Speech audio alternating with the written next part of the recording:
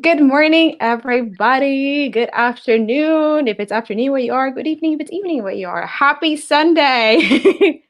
Happy Sunday. Happy Hi. Sunday. Or fun day. Today we have Christian and Michael joining us again. Michael, so happy to see you here.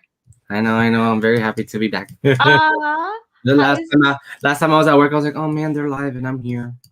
but you still showed up. You popped in as a surprise, which was super cute because Christian didn't even know. Yeah, no. So I feel like we were just celebrating Christian in a way because Christian did the whole you know. So that was super exciting. But then you were still with us because you were in the chat. So we appreciate that. How is your Sunday going? How was your week? It's going. It's All right. Fortunately for us, we're off the next ice for me for the next 2 days because we've been working on very early this past week. But Very early. yeah, I slept in finally today. We were sleeping for like 3 hours, so I got to sleep until like 9. Yeah. Well, I am jealous because I've been waking up like twice throughout the night because of Luna, my puppy. So I woke up at 1 in the morning and again at 6:30, and then I woke up around like 8:30. So fun. It's going. She's in her crate right now so that I'm able to hang out for a little bit. Otherwise, she would be just, I don't know, getting into trouble. I know. And just want to say hi to everybody in the chat. Jody and Laura, good morning. Thanks so much for joining us. Maximus, is it Nepik? Correct me if I said it wrong, but good morning. Thank you so much for joining us. Caitlin, good morning.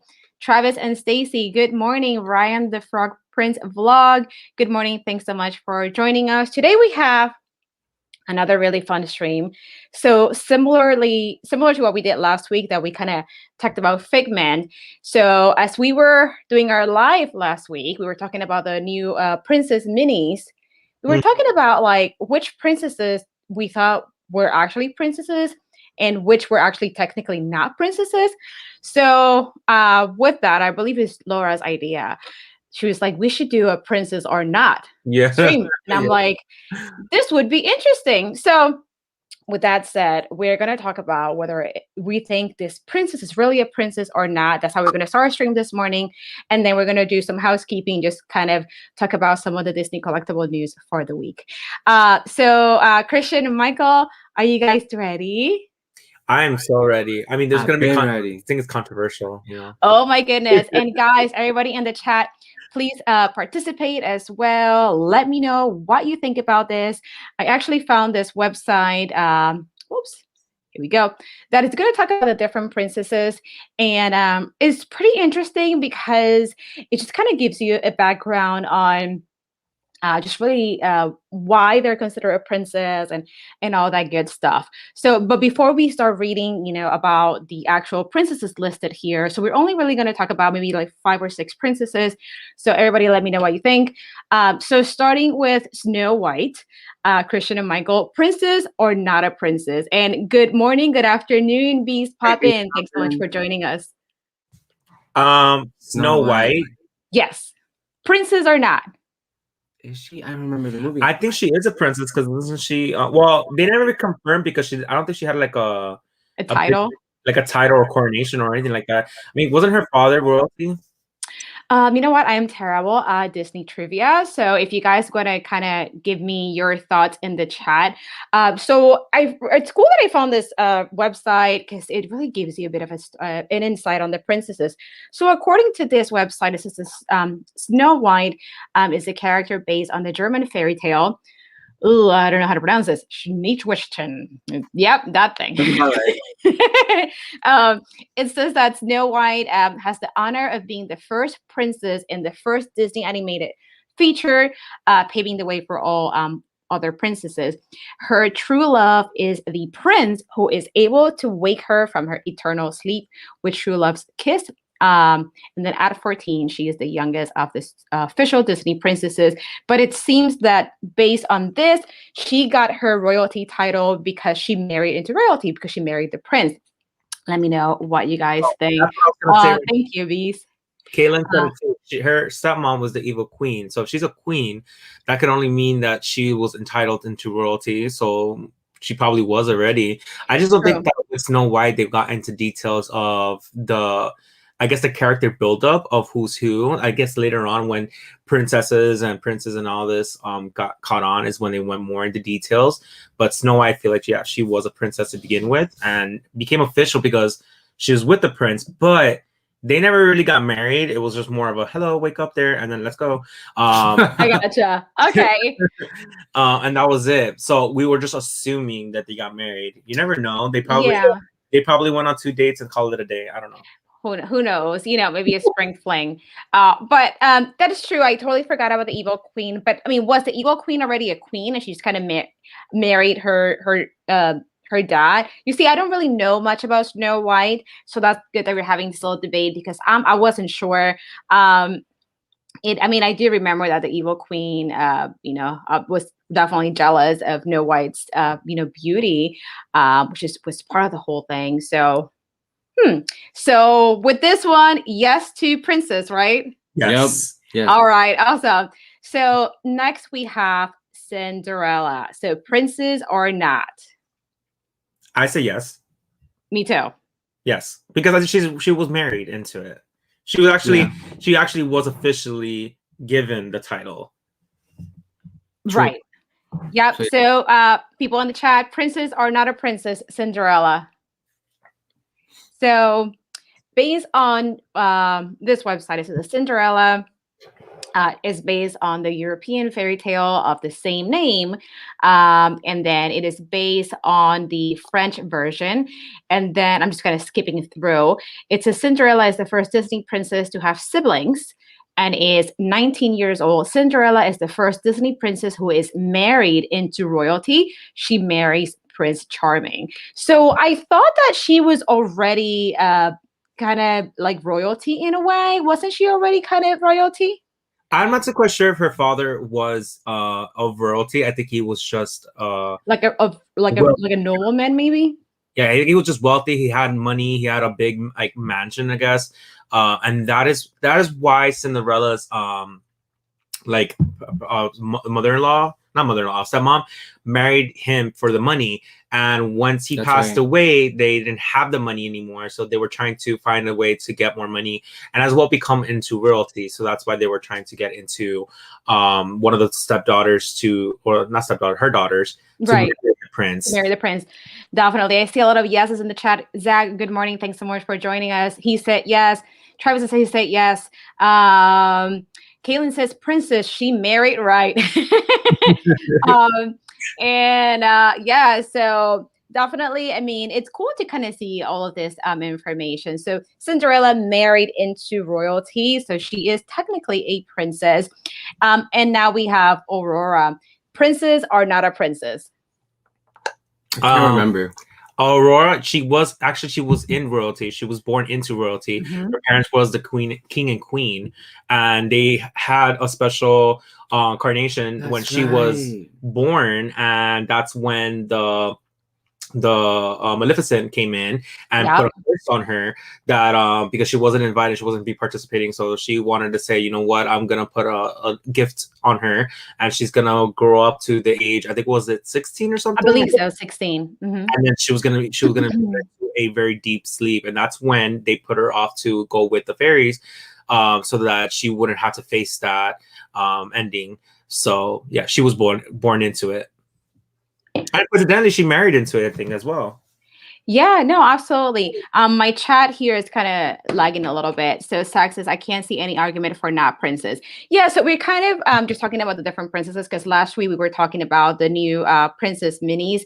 And then we were kind of debating on whether some of these should be a princess or not. So we thought it was kind of fun to actually kind of look into their backgrounds and really see who was a princess already, who married into royalty, and who is really not a princess, was kind of merchandised as a princess. So we thought it was kind of like a fun way a lot of the princesses that we're going to go through, we already kind of like a given that we already know that they're princesses. Yeah, we still want to talk about the reasons why, just in case anybody out there is not educated on who are the princesses, maybe not our big Disney fans, or maybe just not knowing a lot of the backstory to it. Yeah, no, absolutely. So based on what the article says here, it says the Aurora is 16 years old. And then it says that the original story is much darker than the Disney version. I feel like this is like a common trend with a lot of these like Disney classic movies. The original versions are a lot darker than the Disney versions of them. And it says that it is Italian and involves her falling under a spell after getting a splinter. And the result is too grim to put on here.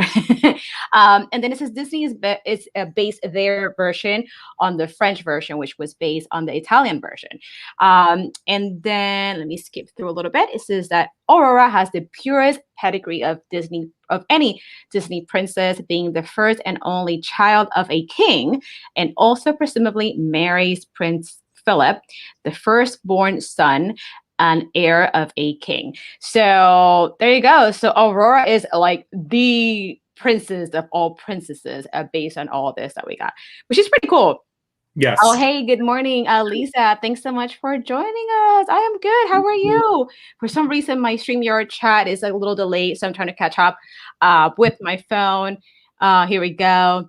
And then Caitlin is saying, of all the originals are darker than what Disney portrayed them as. Yes, like there are a lot of like if I'm not mistaken, Sleeping Beauty, like some crazy stuff happens to her in the original version, and it's like crazy that Disney made it into Disney. Yeah. Even with Cinderella, like the original version of it, it's pretty crazy, and even how like the stepsisters were trying to try on the slipper, and the things they did to make sure that their feet fit in there. Really crazy stuff. Really? They I need to look at. Yeah. So they do some crazy stuff. Definitely not like Disney material. So, but I think it's really cool how Disney kind of made these into the classics that we know and really like, and that they actually turn them into children stories because these original versions are crazy. All right, next up we have Ariel. So, princess or not a princess? Princess. Yeah. Say something different. Well, did they ever really confirm that her dad's king? King Triton. I mean, yeah, she does get married as well. I mean, King Triton, I guess, yeah, princess. Let's see. Yeah, you're right. She's princess. That's it. No, princess. Okay. So to me, I always, without reading this real quick, I always saw her as a princess only because I always thought of King Triton. I mean, if her dad is King Triton, she should be a princess just based on that alone. But we'll definitely read what this says real quick. Zach is saying weird that they chose a pink dress for the Disney princess merchandising. She wears a blue dress in the movie more often. Yeah, so there's definitely all these different variations between the movies and the books and things like that. And then you also see the make it blue, make it pink whole debate here. Ariel is saying, Caitlin is saying Ariel is the most powerful because she's princess over both land and sea. Yep. Yes, talk about a surf and turf. Yeah. I know, lame joke. All right, thank you. So now I'm hungry, but my eyes watered. According to this, it says Ariel. Let's see. Let me skip through a little bit. She is the first Disney princess to have not been born human, and is also the first Disney princess confirmed to have children, as she and Eric have a daughter, Melody, in the sequel. She is 16 years old in the first film and is presumably in her late 20s in the sequel. Ariel's title of princess comes from her father, King Triton, a title she shares with her 6 older sisters. She acquires the title of princess consort through her marriage to Prince Eric, though it is unclear whether he is a prince. I don't know how to pronounce that word. It's prince, the son of a king, or both. So I obviously I have seen Little Mermaid, but I know that he's also always referred to as Prince Eric, but was he actually a prince? Like they always said Prince Eric, so I always assumed that he was, and he was rich and everything with a castle, so I was always assuming that he was. Okay. So let's see what else we have here. So Caitlin says that's because Cinderella. Okay, so Ready and Blue, they wanted to use the color of the dresses to differentiate that word, their princess a bit. There you go. To make sure to kind of like keep them apart. Make sure. Okay, I mean that does make sense that Disney would want to do that. Eric, hey, good morning. And if you look closely, you get an aerial view of of her crown. Ryan says, I had no idea there was a sequel. Yes, I knew about the sequel, and I had heard the name Melody for her daughter, but I haven't seen the sequel. So that is something that's another one of those movies that I it's need actually pretty good. I like It it. Really? Yeah, it was good. I didn't like so much like Pocahontas Part 2, which mind you, I don't even remember it. I think I blacked it out of my head. I haven't watched that either. It's not, I don't want to say it's not worth it. Okay. But yeah, I think that part 2 of this one was a really good one. And I feel like it kind of go well with like kind of tying it in with the first part, just like how they did Lion King when they did part 2. They kind of did a very good job on not focusing so much on the main character, but not taking away the spotlight. Okay. Yeah, I mean, there are so many Disney movies that I need to watch, and let me not even get started with Star Wars. So yeah, I know. Well, Eric, thanks so much for stopping by. We appreciate that. He's driving to Walmart, so actually, yeah, I had to do some shopping myself. Lisa said, "Little Mermaid is my favorite. Who is your favorite Disney princess?" Well, mine is Belle. How about you? I know that. Okay, I know what I know about Michael and Christian, but you guys say which one is are your favorite? Ariel. Yeah, Ariel's Michael's favorite. I don't really have a favorite, but if I were to pick one, I mean, I would tend to go towards. We talked about this last week, which was Pocahontas. She's not an official, which we'll get into that right now. She's not an official princess, but as in marketing from Disney, she is considered one. So that would be my favorite. Yes. Kaylin says there's 3 Little Mermaid movies. Okay, so I need to watch part 3. Huh? I did not know about part 3. Oh, me either. So there you go. That's another movie that I need to watch. So coming up on the next princess, who is my favorite princess, Belle. So princess or not princess? Yes, No. but why not? I'm just messing with Mel. Princess, because she ended up marrying, the guy, and he's a prince, right? Prince Adam? Yeah. That's his name. I see. That's how much a fake man. I don't even know his name.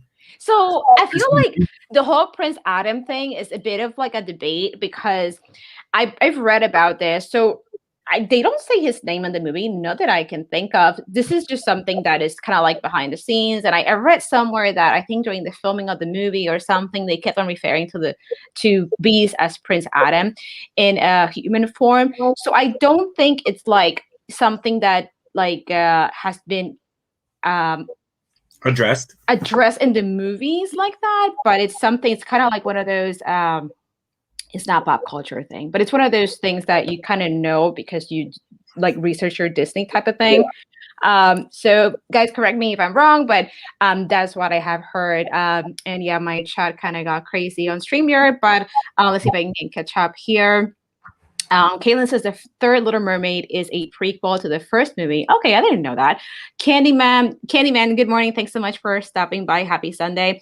Lisa says Pocahontas' dad is a chief, which is a type of king. So wouldn't that make her a princess? So then she would be of like, noble. He should be of like, what is the, what I'm trying to say? Well, yeah, so she's a princess in her own way. And then Tiana is Greek for princess. That's what Eric says. I didn't know that, but that does make a lot of sense. It does, like Tiana, like tiara, crown. I think so with Belle, as far as I know, what I've always known is that she's a princess because she married into royalty. So based on this article, it says Belle is the 5th Disney princess and the female protagonist of Beauty and the Beast, and it's 2 sequels. And then it says that Belle is the first Disney princess to have a confirmed country in the movie, which is France. While most princesses have hints of their home countries, Belle is 17 years old and the 2nd Disney princess to be of common birth. When she marries Prince Adam, she becomes a princess consort. So There you go. They call him Prince Adam there too. And then let's see. Caitlin says the Beast is always refers to as a prince, never any other name though. Still counts as Belle being a princess. Yeah, so she married into royalty. She is a princess.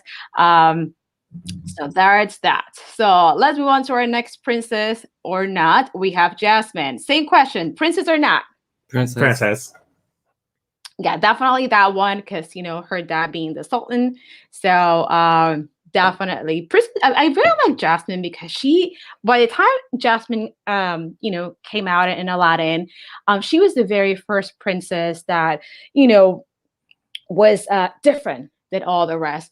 And I really like her outfit and her hair. I mean, growing up, when I saw Jasmine, I was like, she kind of looks like me. We have black hair. So Jasmine is really cool. So according to this article, it says Jasmine.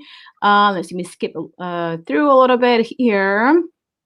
Let's see. She is the daughter and only child of the Sultan of Agrabah.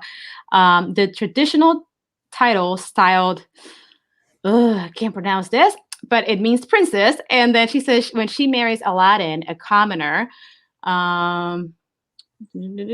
he gains the title prince consort upon the death or abdication of her father in favor of Aladdin. Aladdin would become the Sultan of Agrabah, and Jasmine would acquire the title of Sultana. She is the first princess to not be the titular.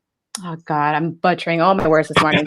Character, and is the first non-white and the first Middle Eastern, Southwest Asian princess. So I think that, in a way, Jasmine paved the way for a lot of things.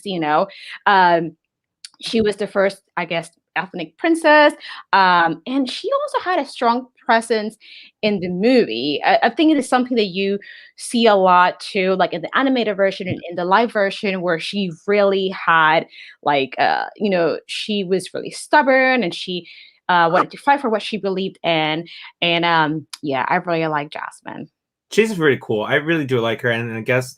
When they did the live adaptation, she did come out a little bit more into her own, and I felt like that was well deserved because they need to have more of their side, because a lot of them are just tied into like the prince or being the damsel in distress, like needing someone to rescue them. So I like that, the fact that they kind of made her more powerful. And to answer Zach, I'm not too quite sure because I haven't watched the movie in a bit. I'm not so quite sure if they literally said that they were in France in the cartoon, but the latter adaptation, they did go more into details, and they for sure said that it was taking place in France because they got into details of the mother and backstory. So yeah. Cool. Yeah, no, definitely. So Eric was asking, how many princesses don't have an American accent? Good question. I don't know. I don't think any of them really has an American accent. But then it comes to the question as well with the accent of Belle. Why, if it's France, but why is she like the only one that doesn't have like a French accent? I have no idea. I don't know if it's so that it's because it's a movie for kids, so maybe she's easier to understand. I know when they did the live action movie, Belle was British, so straight up. But it was definitely super fun to look into this. Caitlin is saying, I love Jasmine because she was a princess that married fully for love and someone below her royal class.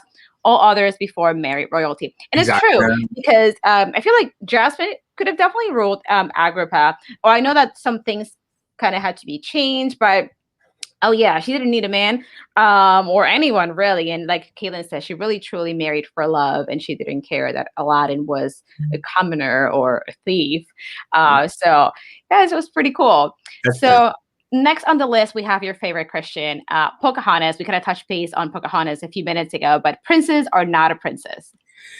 In a way, she is a princess. Okay, but we're going to talk about how I'm taking this in this way, is a literal a princess. We're not talking about as a Disney consideration, because obviously these are all Disney considerations, and we're going to think about, she, because of this and that. But I'm going to say no. Only, I know kind of yes, because, the father was a chief. So that technically, if you want to talk about in Chain of Command, how she's equivalent to a princess, but in literal terms, she's not a princess. Like if you think about royalty or what they're considered, but True. and I guess in the sense of Chain of Command, yes, but in reality, no.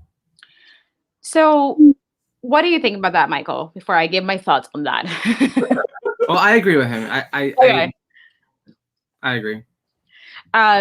So I think because I think about like her dad being the chief, so in a way she was the princess of her people. So that makes her royalty in a way. That's what I think of that. But let's see what the article says. It says that Pocahontas is the first Disney princess to have been based loosely on a real person instead of a fairy tale. She is the first Disney princess to have two princes, John Smith and John Rolfe? Oh my goodness. I'm telling you, I don't know what happened to me this morning. And though only the former is an official Disney prince, Pocahontas is the second princess after Jasmine to have her singing voice and speaking voice provided by two different voice actresses. And since Pocahontas was born as the only child of the chief, thus giving her the title of the chief's daughter. Though not royalty, she is accorded the respect of one, like a princess. Mm-hmm. In the sequel, and is officially regarded as a Disney princess. Her eventual marriage to John Rolfe, oh my goodness, a commoner, does not change her status or his. I didn't know about this other John guy. Like I knew about John Smith, but I didn't know this. Did you guys know that? No. In the sequel, she ends up going with another guy. Yeah, I haven't seen the sequel. She Okay. John Smith for the ride, and then on another ride. Bye. Yeah. Okay, I did not know this. Oh my gosh, I am such a fake fan. So yeah, I didn't know this. So that is pretty interesting. So yeah, so she was regarded as a title, as a princess in a way. So that is pretty interesting. Let's see what we have here in the chat. So Sag says, Jasmine made a good choice with Aladdin. I love the moment when she gives away some bread he worked so hard to acquire. Candyman says, we are all prince and princesses in our homes. You got that right. And Kaylin says, chief acted more like leaders than kings, meaning they were not in higher class than the rest of the tribe, but still created most of the rules and made decisions for the tribe. Interesting. And Zach is saying that John was a real person too. That is pretty cool. I'm gonna have to. That's another movie that I need to watch. I didn't know there was a sequel to Pocahontas, and it's cool to know that these characters were actually based or loosely based, like the article says, on real people. So that is pretty cool. I have both parts in VHS. Huh? I have both parts in VHS. Oh, VHS. Oh. Oh, I don't have Pocahontas. I don't think I have Pocahontas, but I definitely need to watch that. Next, we have Mulan. So no. No. Yeah. Sorry, notes, everybody. Yeah, no for me on that one either. Which, by the way, I haven't seen the live action Mulan just yet. Have you seen it? Yes, it's good. It's really good. I mean, I'm getting a little bit disappointed that, like in Beauty and the Beast, I feel like they did a very fantastic job. Yeah. They made it not cartoonish, but they gave that, I feel like, that love and passion and the creativity that goes into making a cartoon. And they brought it into a live adaptation and, did good for both. I feel like The Lion King, they were trying to go too literal. And that is what translated into Mulan. They went even more literal. So there's a lot of, like, I guess what you fall in love with Mulan, like certain characters and certain kind of sequences, like they missed out on because they try to make it too literal. But I still find the movie beautiful. I can't compare it to Mulan from the Disney version. I have to, like, well, they're both Disney, but you know what I mean, the cartoon version. Right. As two different types of movies. So the live action version, you would say, capture the essence of Mulan? No, not Mulan. Who she is. Of who she is, yes. Of who she is, I would say I would agree on that. But I feel like it didn't capture what people fell in love with Mulan in the cartoon version. But nonetheless, you still think it was a good version, a good movie? For sure. I'll definitely have to watch that. So just catching up here too. Caitlin says that you're old school Christian with a VHS. Tech said there's another movie about Pocahontas, The New World, that is more accurate to the real story. Yes, Really good. I think it has oh, what's his name? I Is forgot. this a live action movie? Yes, I think it's Colin Firth that plays John Smith. Oh.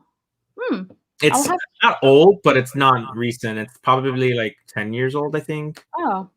Okay, so it's, I mean, somewhat recent, you know, when it comes to Disney years, because a lot of these movies are, I mean, Beauty and the Beast just turned 30.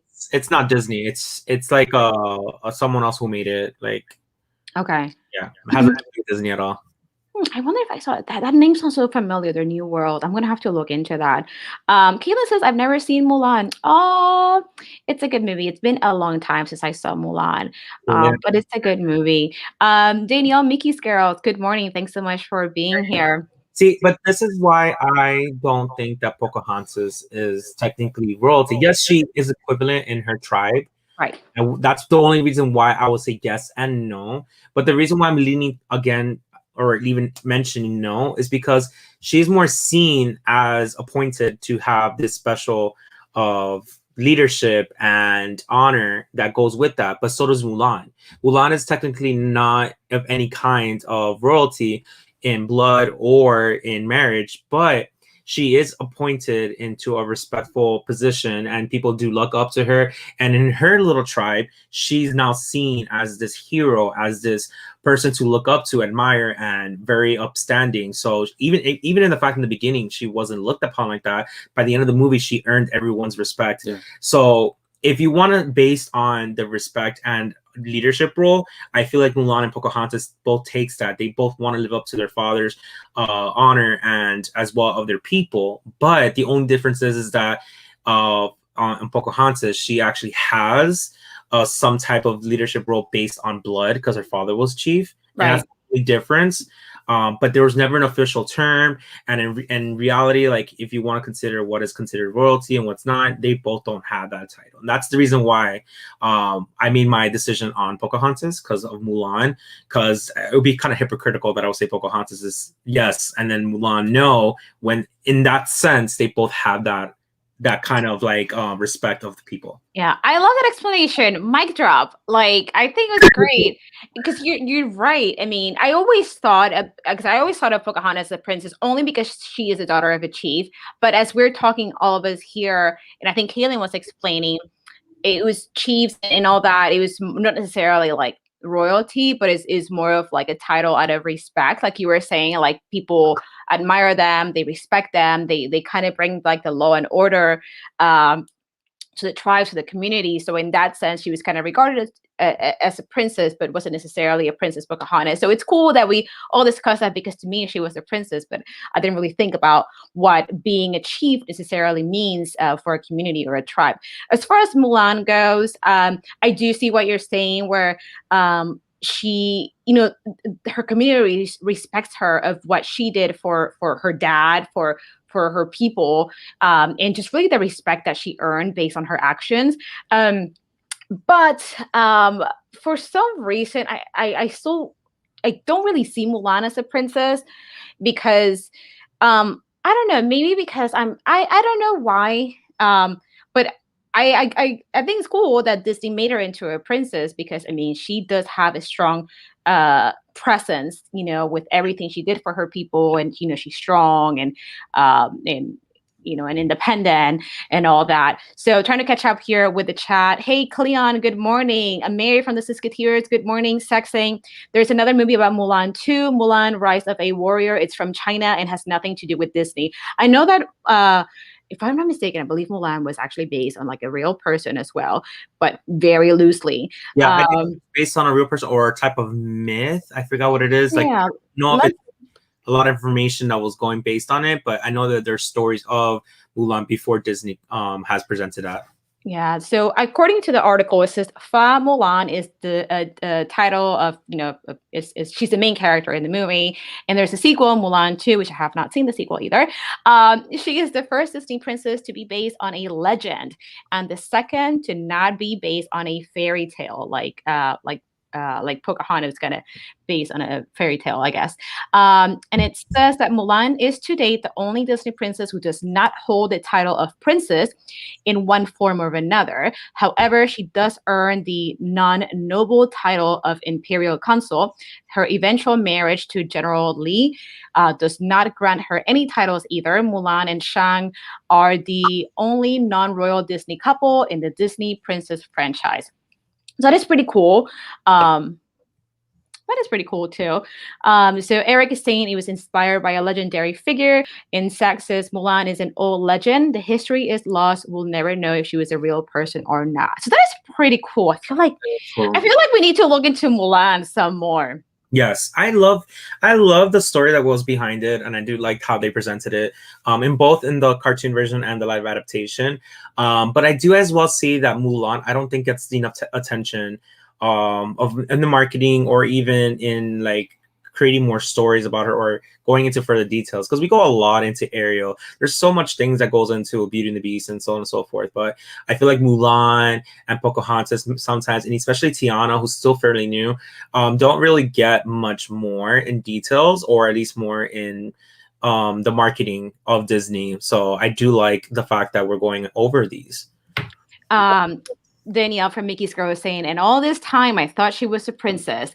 I think it's just it's because of the way that Disney merchandises these princesses, really. I mean, they're all, I guess it's kind of like a title that Disney just gives them.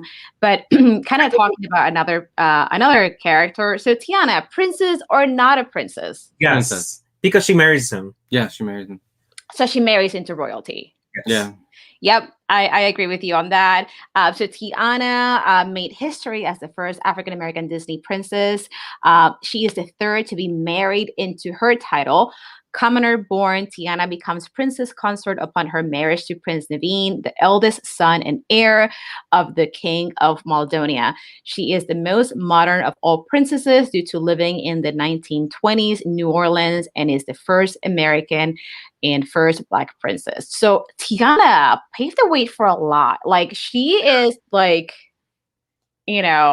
really important. Yeah. And you know what? I love her dress. I think her dress is so different. It kind of makes me think of like nature, because of her like the top of her dress kind of looks like a tulip. And oh my gosh, I think it's so. If you were to turn it upside down, it looks like a flower that's blooming. Yeah, I love that. So let's see what else we have here. Eric says Mulan journeys in ocean and meets Ariel and Moana. That is that could be an interesting storyline right there. Kaylin says, I've never seen Princess and the Frog. Sorry, Ryan. It's a really good movie. It's very different. And Zach says Tiana is the only one called a princess in the title of the movie. That's right, Princess and the Frog. That is right. Yeah. And Ryan says, Kaylin, say it ain't so. And then yeah, I mean, I think we have a few more princesses to talk about real quick. So we have to get into some housekeeping and some Disney news as well. Yes. So Rapunzel, princess or not a princess? Yes, because wasn't she born into it? Yeah. Mm-hmm. Her parents were the king and queen, and she got was it taken away or sent away? I forgot. It was taken away. She was taken stolen by oh my god, what is the name of the freaking evil lady from this movie? Gothel? It's about the Gothel, right? I don't know. The witch. I honestly don't know, because I've only seen this movie once when it first came out, and I haven't seen it since. I would love to see it again. We're gonna watch it again today. Yeah, it's been some time, but this is such a cute movie. Pretty sure it's Mother Gothel. It sounds legit. Sounds right. Yeah. The villain in the movie. So yes, so Rapunzel. Let's see. So it's based on Brothers Grimm's story. Rapunzel, like Aurora, she has golden hair and was born into her title and was removed from her parents' custody as a baby, only to be reunited in her teens. And something really cool that I like that, Flynn and Rapunzel were voiced by actors are still pretty relevant, yes. Like Mandy Moore and oh my god, what the heck is his name? He was Shazam. Oh my gosh, I can't think of his name right now. Um, Zachary Levi. Oh, you Yes. beat me to it. No, I had no idea because I saw the movie and I didn't really think anything of it. So, but then I saw Shazam and I was like, oh, this movie was, it's silly, but it's really good and funny. And then I was looking into Zachary Levi. I was like, I read that he voiced Flynn. I was like, what? So, and he can sing too, so that's pretty cool. But not getting sidetracked here. So Rapunzel is one of the stronger-willed princesses, and her preferred weapon is a frying pan, which I think is pretty funny. She is the only child of King Frederick and Queen Ariana of Corona. She eventually marries Eugene, also known as Flynn Rider, giving him the title of Prince Consort. Upon the death or abdication of her father, Rapunzel will become queen of Corona, while her husband will remain prince. Yeah, so yeah, she's definitely a princess. Just wasn't. I feel like a lot of these, as well. If you think about the princesses, a lot of them are missing a parent or two. Yeah. Yes, I feel like it's a really common theme with Disney movies. You're right. A lot of them are missing one of the parents or both. Mostly, if they're missing one, it's the mother. I think Merida was what, missing both. I haven't seen Brave. No, she had her dad. She had her dad. Yeah. I thought she. Does she have? Okay, so she had her dad. So I think that was the first one. Then they didn't have the mother. But a lot of them, if you think about it, it's always missing the mother, and then if not, it's missing both. Yes, Snow White had missing both. Yeah, but she lost her mother to begin with, and then she true. had her father, and then she lost her father, and then Cinderella lost her mother. So dark. And then Beauty and the Beast, Belle lost her mother. Mm-hmm. Yeah, I mean Cinderella doesn't she lose her dad too? That's why she finds herself in the predicament she was in. Yeah, afterwards. Yeah. Yeah. She lost her mother first again, and then her dad, and then Tiana, I think, was the only one with a mother without a father. Yeah, it is true. That's something that a lot of the Disney movies have in common. So going back to the chat real quick. So Caitlin says Gothel, Ryan says Mother Gothel, Danielle from Mean Girls says yes. Caitlin says she hasn't seen Rapunzel or Tangled. And let's see. She Eric says is asking, Merida's bear's parents alive. Her mom turns into a bear. I haven't seen Brave yet, so I couldn't comment on that one because I haven't seen it. And then Eric is asking if we're going to discuss Disney sidekicks. We can do that on another. That could be a good one for like another one. So we'll see. That should be coming up soon too. Candyman says all princesses had mothers that died. Yeah, it is crazy, but it's pretty interesting to know about the background of all these princesses that we all like know and love. Talking about Merida, so here we go. Princess or not a princess? Yes, because she was in royalty, right? She was born into royalty. Was she? I thought her father was the king or something, or they were in some type of kingdom. No, I don't have an opinion. I haven't seen it. I mean, let's read it. Let's go ahead and read. Yeah. So it says Merida. Let's see. She's the first Pixar princess. She's the first princess since Ariel to have red hair. She has long curly red hair and blue eyes. Merida is a princess by blood, firstborn of King Fergus. Her lack of romantic interest and lack of any sequels makes it unlikely that she will rise to rule the kingdom as a regent queen, considering the views of gender equality in the era. So that is crazy to think that she would have to marry to kind of become a queen. Yeah. I think again, it's like back then they're in that era, I guess. But goodbye, Ryan. Thank you so much for coming by. Thank you. Yes, Brian, thank you so much for stopping by. And Caitlin says Brave's my favorite, and she was born to royalty. And yes, McDorks Road to 1000. You guys are so close. We are away from it. How many away? 44. 24? 44. I wish was that's still super close. Let me go ahead actually and drop your link in the chat. Thanks. Let me put that in there. Woo woo. All right, so we have another princess, Moana. No, not a princess. Again, this goes based like I don't know if I don't remember it having any royalty on in the movie, but again, I guess with the respect and the title of like where she stands, she may be looked upon as a princess, just like how Pocahontas was. But I'm not too quite sure if this is an official title or even an official coronation of any kind that makes her confirm that she is a princess role. So I haven't watched Moana either. There's so many movies that I need to. I know. You know what? I know it's played on cable TV, and I watched bits and pieces, but I haven't watched the full movie, so that doesn't count. You got Disney Plus. No. You know what? You should go watch that. I haven't even started WandaVision yet. So. Oh, I know. Oh, I know. How do you stop the camera? I know. I know. Oh my gosh. So that's what I mean. There's so many movies that I need to watch and shows, but talking about Moana, so she is also a daughter of a chief, and she was chosen by the ocean to restore the heart of Te Fiti and save her island from life-killing darkness. The fourth princess to come from the minds of John Musker and Ron Clements. Moana is one of the few Disney princesses not to be based on a pre-existing character. Rather, her story is almost wholly original. Furthermore, unlike her most recent predecessors, Moana was not inducted with a coronation event. Instead, she was slowly integrated into official Disney princess merchandise, such as books, social media posts, and things like that, following the release of her film, before being added to the franchise official website as an official number in 2019. She is the first princess since Mulan and the 9th princess overall to be officially inducted into the franchise without a coronation. However, she is the first princess to be lately inducted when the franchise was already in function. She is also the second princess after Merida who doesn't have a love interest, and the third CGI princess after Rapunzel and Merida. So that is pretty interesting. Mm-hmm. It is. So that's why I said I feel like if we really want to go in details, then yeah, I mean, a lot of these are not considered princess, but we have to look at, I guess, from the Disney point of view.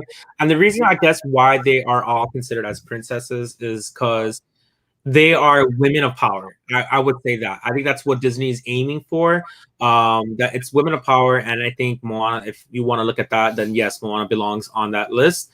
But we're going more, I guess, in literal terms. So that's that. Yeah, that's it's just based on how you see it. Yeah, no, absolutely. Just catching up with the chat. Sax is very similar to Pocahontas. Mickey's Girl says, what? And Candyman says, there is the same because Walt Disney was traumatized by his own mother's death. All the princess mothers passed away. Yeah. I mean, I figured that this kind of came from somewhere because a lot of these Disney princesses, or really characters. I mean, look at Bambi. Have their parents pass away or their mothers. You know, like poor Bambi. So I mean, I kind of figured this came from somewhere. Just like the Disney point, right? Like when you go like this, they call it the Disney point. Yeah. Like that. Like that. You know what that's based on? I think we talked about that, right? Yeah, we did. Because of Walt Disney smoking, so they would always do the finger. Yeah, So I guess he was always pointing with like a cigarette, so they removed the cigarette, and that became just a Disney point, like that. So everything is kind of based on something. So it's really cool to kind of look into this kind of stuff.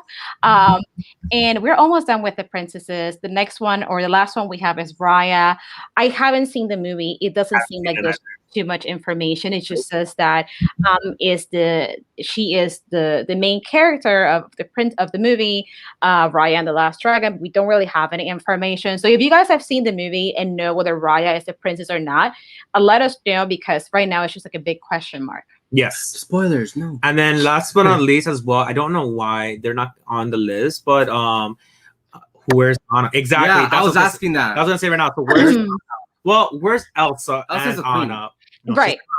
She's not. No, she is not. Anna. So I thought that. I mean, I've seen. So I thought that. So I know that Anna is a princess, and then Elsa becomes the queen. Yes, but in part 2, no, I'm sorry with the spoilers. I'm sorry, but we're going into the details. It's been a while. I feel like I've seen Part this. 2, she gives up the crown to Anna. Anna. Okay. Yeah. And Anna takes over the kingdom, and Elsa goes to the other land to take care of it, because she felt like running the kingdom wasn't as important as it was to Anna, because she felt like she needed to venture out with her powers and her mother's tribe and so on and so forth. So technically, if you want to consider her a queen as well, they're both queens of their land. Because so that's she's why they're not on the list. That's what I'm thinking. But at least they're in royalty. True. Yeah. Compared to some of these ones that are not. And so I don't understand why they're not being marketed as princesses. Yeah, it's weird. Of the line. Yeah, I don't know why it's not here. I think that maybe the article would have been way too long if they added them. But that's right. I forgot that I did see Frozen too, and that is right. That Anna then becomes the queen too. If I had hair, I would flip it, but I'm gonna do it anyways. Something interesting here is that at the bottom of this article, it talks about former Disney princesses. So I thought this was like a bit of tea, like Disney tea. So they were banned. Huh? They were banned. Yeah, is this the former Disney princesses or princesses who were part of the official Disney princess lineup, then were eventually removed and all but forgotten. I mean, obviously Tinkerbell's not forgotten. She's still like a big part of, Disney. But I was kind of reading over it, I think yesterday. And then it says that, at the very bottom of this is she has been removed from the franchise because of her lead role in the Disney Fairies franchise. So I guess she was put into like a different franchise rather than just being labeled a princess. So that was pretty interesting. I was also reading about Esmeralda. And then towards the bottom, it says that Disney found it difficult to market her to younger children due to the fact that she is represented with more mature themes in comparison to the other princesses. But right above that, too, it says that she was also removed because her sales were financially disappointing. What do you guys think about that? This is kind of interesting. I mean, it's kind of weird to do that. That really is. I mean, I guess the marketing, is on their part because they're not representing it in a better way or not coming out. So I don't think it has to deal with the character. I just think that, they didn't represent her very well, such as other characters. But I could guess to see the maturity in that sense. But again, Disney's the one that created that kind of content, right. But it's kind of crazy because I mean, if you think about it, which actually I didn't see Megara on the list because isn't she kind of merchandised too as like a princess in a way? Meg, yeah. So I mean, isn't she kind of also, I don't think voluptuous like Esmeralda, but like, yeah, I don't know. But that was pretty interesting to read why she was not really marketed as a princess anymore based on those things. It's kind of like they shamed Esmeralda. Yeah, for her faults. And then the last one in this article here is Jane Porter. And then towards the bottom, it says that she's technically a queen, as Tarzan is the leader of the gorillas. And then this is that she was removed because her dress color scheme was likely too similar to Belle. Also, the qualifications for being a Disney princess changed over time, and Jane wasn't on the list. Wow. So that I never thought of her as a princess. Me neither. I don't know. I'd never really give Tarzan much thought. I feel like you don't see a lot of Tarzan merchandise out there, but that is a pretty interesting. So Lisa's saying, Mel, sorry, a little off topic, but I know you're reading Harry Potter books. But would you guys ever consider doing a live talk like this, but for each movie or books? I think that would be super fun. I totally would be into it. Hold on, this is not what I meant to do. Here we go. I would be into it. Oh my gosh, you have your wand. Have my wand. Other one there too. Have it like up there next to Jessica Rabbit in front of the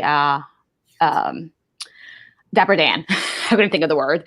But yeah, we'll love to do that. I am still reading the books, so maybe we can kind of do it like book by book type of thing. I would be up for that. Would you guys do that? I'm so up for that. So I love Harry Potter. Okay. Yeah, we should totally do that. So we'll work on doing that later on. So that is super cool. So Kaylin, told you the dress color mattered. Yeah, because we were just talking about like Cinderella and Aurora with it's Aurora, right? Yeah, with the blue dress. So that is pretty cool. And something too is that, since Lisa was talking about Harry Potter, which by the way, she loves your wand. Is that in the book, I know that Hermione for the one, oh my gosh, it's a Yule Ball. Yeah. Isn't the dress in the book a different color than in the movie? Yes, I think the book, I don't know if it was more of a violet or blue, but in the movie it's pink, right? It's pink, and I think it was because it translated well on movie, like more of an image. Yeah. Something about it, they just decided to change it because it just didn't translate as powerful or as beautiful enough, like the way the book made it seem. I haven't read the books. Yeah, but there's I also just started, so there's also the things of Harry Potter having blue eyes. I believe in the movie. I think the book, it's supposed to be green in the book, right? Could be. Like green eyes, black hair. I think it's green eyes, and then he has blue eyes in the movie, and then there's just a lot of things. I guess remember Hollywood, they change everything. They could have changed it, I guess, with CGI or maybe even contacts. But again, it just goes based on what's the difference between creating for inspired or creating what to be a live adaptation. Again, it's adaptation. It's not supposed to be literal, because it's very hard to go every single little detail from a book. But a lot of people, especially if they're hardcore fans, they will always point out the misses and opportunities that they could have taken upon them. But I still like both Harry Potter movies and books. Yeah, so I'm in the process of that. So this is what I'm doing. It's gonna be like a big shocker. I haven't watched the last movie just yet, because my plan is to finish reading the books, to then get to the last movie. So I kind of stopped when I was in the last movie, and I was like, hold on, I need to read the books, because this is super off topic. But with the 50 Shades movies, I read the books before I watch any of the movies, because I know that with a lot of the movies, that's typically how it goes. Movies in general that are based on books tend to be a lot better. So that's why I wanted to finish reading the books to then watch the last movie. That's what I started reading. I started watching the movies, and then I think only part 3 was out, or part 2 was out by then. So I started to read the books, and my mom gave it to me. And then I think the last bit of the books came out while the movie was still in production. I think part 6 and 7, I want to say. And I read them before the movies were ever came out, because I just wanted to catch up on the books, and I had actually reread them in order just to get more of the continuity.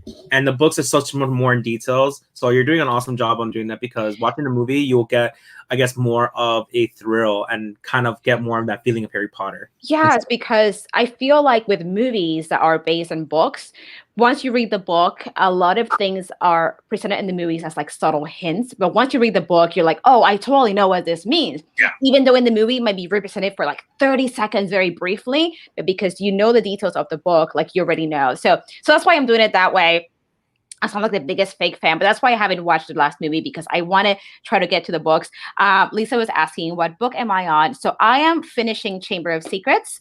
Just that I feel like my week is so busy between working and then coming home and working at the house and dealing with the puppy. So, but any free time that I get, I go into I know Luna, which by the way, Luna was named after Luna Lovegood. So there you go.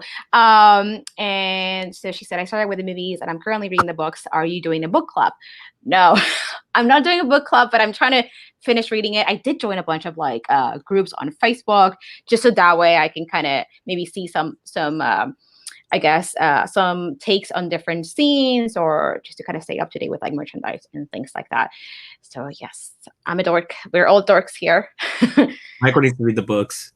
Yes, you guys talking about it makes me want to read it now. You know what? I am not much of a reader, Michael, like at all. But it is so easy to read. It's very easy to read, and being that you watch the movies, it also helped me visualize it a little bit better. So, and something that I do, I don't know if you guys in the chat do the same, but when I read, I tend to highlight. And I do it on the e-versions. I highlight things that I find important. I don't know why. I feel like it keeps me focused on what I'm reading. Like if they'll bring up a character and they're like, oh, this character is someone's cousin or this and that, I just highlight it just because, I don't know. I feel like it keeps me focused, and I don't know why. It's something that I always did from when I was like younger and going to school. That's how I used to study. And if I had to read a book for school, I would always highlight. So I don't know, that's something weird that I do. Stacey and Travis, same here. We watched the movies, then books 5 to 7 came out, read them before the movie came out. Books go into so much more detail that's needed.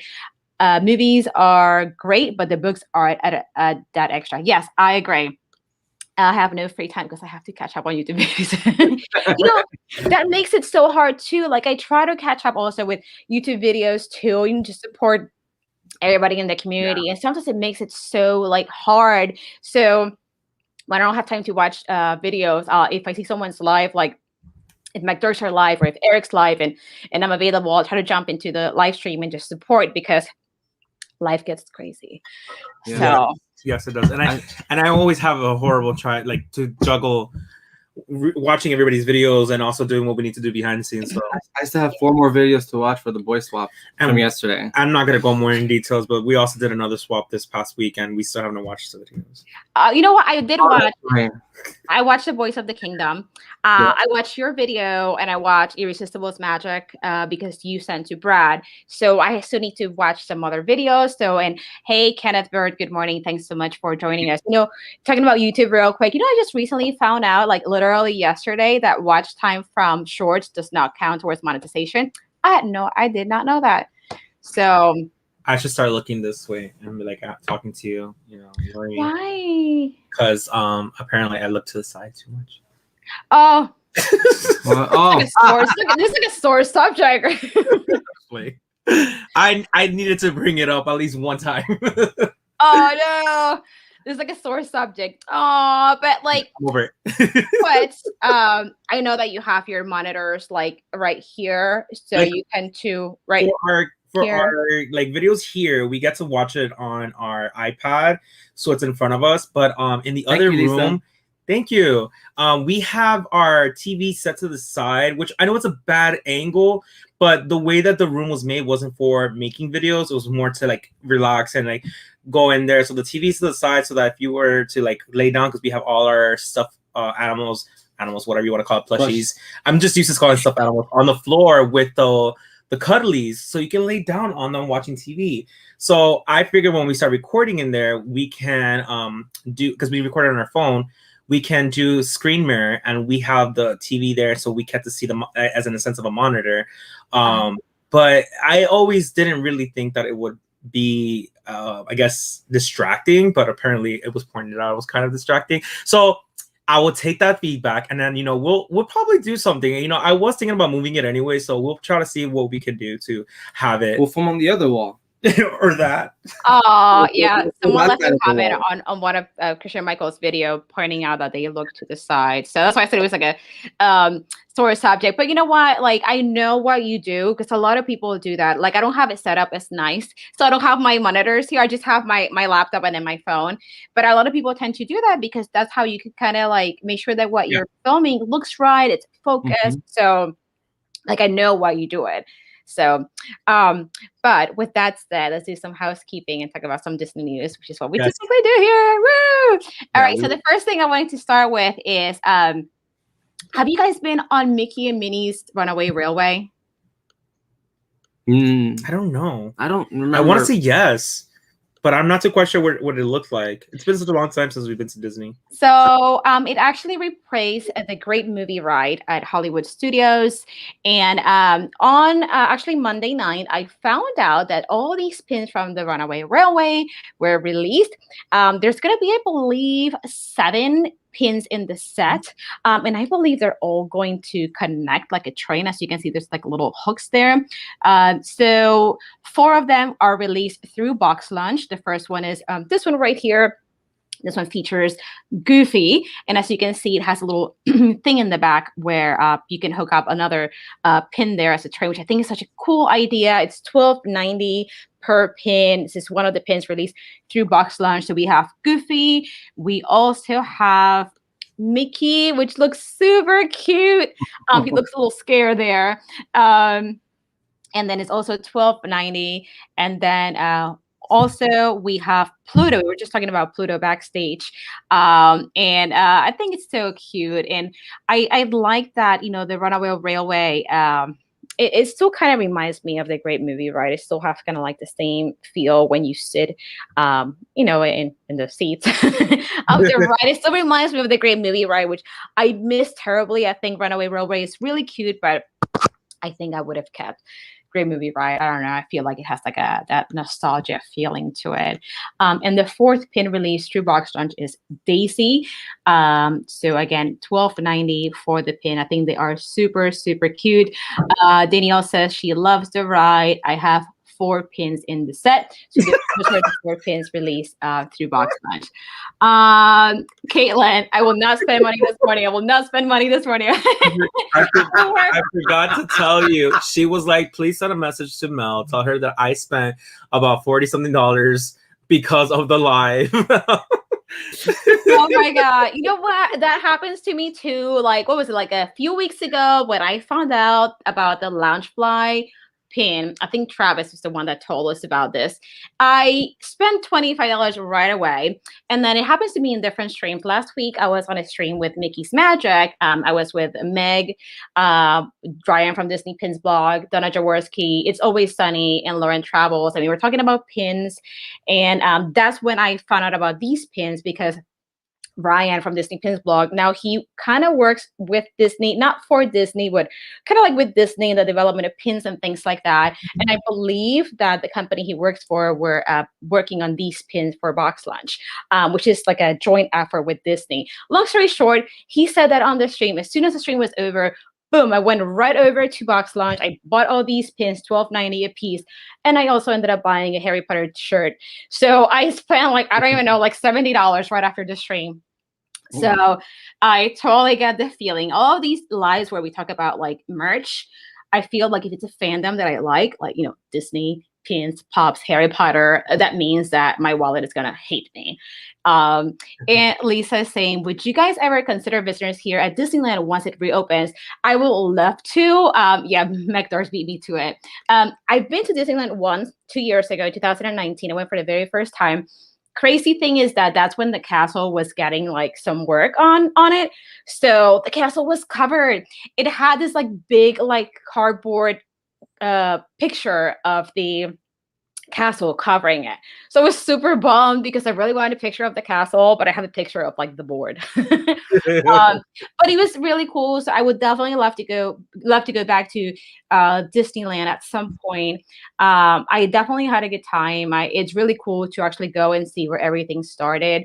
And then I got to compare some other rides they have in Disney World. It is a lot smaller than Disney World, but it's definitely super special because again, it's where everything began.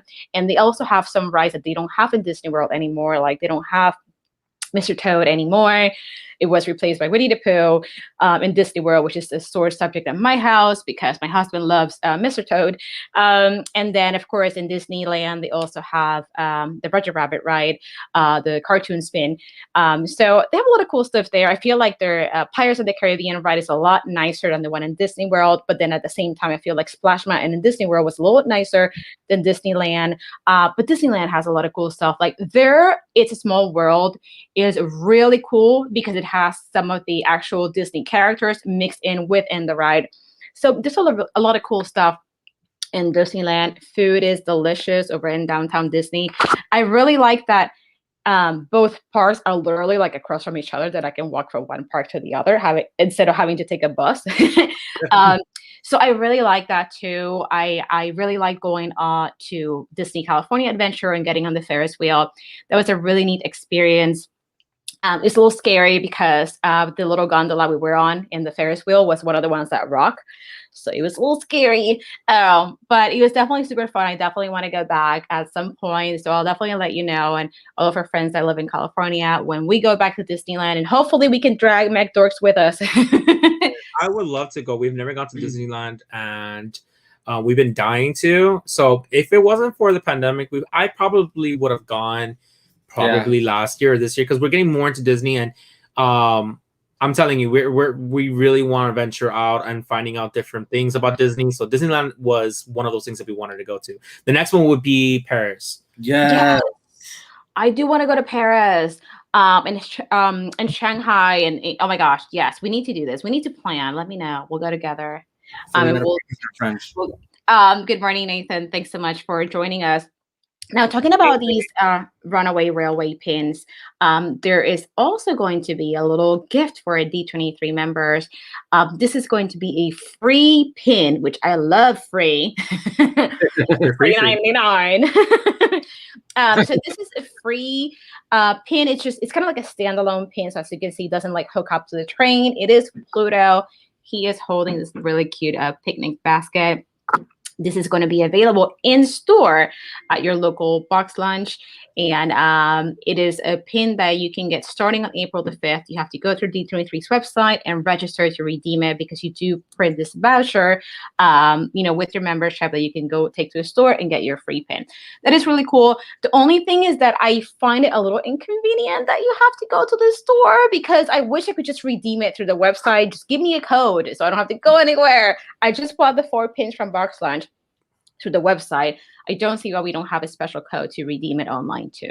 I think having to go, it's a little, inconvenient. I mean, it is free, so I guess I could, go, but I don't know. I feel like they should have made it available online. What do you think, Christian and Michael? Yeah, it is inconvenient. It is inconvenient. I mean, I can understand it in the sense of like what we're talking about on normal days, like if you want to go to Box Lunch, but it would have been awesome if you could order at least boxlunch.com. Yeah. If especially the fact that you're making your whole entire purchase, it would also have been more convenient if you bought all 4 instead of just for Disney Gold members. But whatever. Yeah, so the other 4 pins, they were for purchase. They were regular purchase, but this specific pin is like an add-on, and it's a free pin. So 23. This one, I wish, because I already bought the other pins from the website, I wish it would have been an option to add it to my cart and maybe put a code to get this free pin, not have me go there to pick it up. But then again, I just probably sound really lazy.